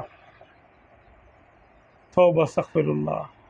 کوئی بہت بڑے حرام کے مال سے لی ہوئی خریدی ہوئی بہت بڑی گاڑی میں آ رہا ہے، تو اس پر رحم کھایا جائے گا یا اس پر رش کیا جائے گا؟ تو جس کو رش کہا تھا وہ نہ دیکھے، کیونکہ وہ ابھی بزرگ نہیں بنا، اور جس کو رحم آتا ہے وہ دیکھ لے کہ یار بیچارہ جہنم میں جائے گا، میں اس کو توبہ کرانے کی کوشش کرتا ہوں، اللہ کرے کہ یہ حلال کمانے پہ آ جائے، اللہ کرے کہ یہ نمازیں نہیں پڑھتا بیچارہ، اتنا خوبصورت اللہ نے چہرہ دیا ہے، اور دیکھو اس نے سنت کے مطابق داڑھی بھی نہیں رکھی اور نماز بھی نہیں پڑھ رہا اور یہ بھی نہیں کر رہا، روزے بھی نہیں رکھ رہا، تو چلو میں بیچارہ یہ آگ میں جانے والے کام کر رہا ہے، میں اس کو بچاؤں اور اس طرف لے کر آؤں، اس نیت سے دیکھ سکتے ہیں اس کو۔ ہاں اس طرح یہ بھی سنا ہے کہ شیخ مرید کو سنوار کر ہی پیارے حبیب صلی اللہ علیہ وسلم کی بارگاہ میں پیش کرتا ہے، تو کیا مرید جب تک سنور نہیں جاتا وہ پیارے حبیب صلی اللہ علیہ وسلم سے کوئی رابطہ نہیں جوڑ سکتا؟ بالکل جوڑ سکتا ہے۔ دیکھیں امتی ہونے کی حیثیت سے تو سب آزاد ہے نا، کہ جس نے کلمہ پڑھ لیا اس کا ایک تعلق تو کلمے کی وجہ سے قائم ہو گیا نا سرکار صلی اللہ علیہ وسلم کی بارگاہ میں۔ تو امتیوں کے لیے تو یہ ہے کہ تم اس کے مددگار ہو، تم اس کے طرفدار جو تم کو نکمے سے نکما نظر آئے۔ ایک امتی ہونے کی حیثیت سے تو وہ جا رہا ہے، لیکن ایک ہے کہ خادم خاص کسی ڈیوٹی کے لیے اس کو لے کے جا رہا ہے۔ اب پیر جو سنوارے گا اور اس کے عیب دور کرے گا، وہ امتی صرف محض امتی ہونے کی حیثیت سے نہیں کرے گا، بلکہ وہ بارگاہ مصطفی میں پہنچنے کے آداب سکھائے گا اس کو، کہ وہ دربار عالیہ اتنا بڑا بلند بالا و پاکیزہ ہے کہ وہاں بغیر سنوارے سجائے کسی کو لے کے نہیں جایا جا سکتا۔ ایک دربار عالیہ اور ایک دربار کے باہر، محل کے باہر پورے کھیت میں کسان کام کر رہے ہیں، موچی ہے، چور ہیں، اچکی ہے، شہر کے اندر بہت سارے لوگ ہیں، اور ایک بادشاہ کا دربار بھی ہے اس شہر میں، اور اس کے اندر دربار میں خاص لوگ بیٹھے ہوئے ہیں۔ تو اگر اس دربار میں جانا ہے تو پھر نہا دھو کے آئے گا بندہ، طریقے سے تیار ہو کر آئے گا، اور اگر باہر ہیں تو بادشاہ خود آ جائے تو کسی سے بھی بات کر لے آ کر، اس کا تو مسئلہ نہیں ہے، یہ بات ہے۔ تو عام امت جو ہے وہ عام رعایا کی طرح ہے، اور جو مرید ہو جاتے ہیں ان کا مقصد یہ ہوتا ہے کہ ہم کسی حیثیت میں سرکار کی بارگاہ میں پیش ہوں، پڑھے لکھے ہو کے نا ذرا۔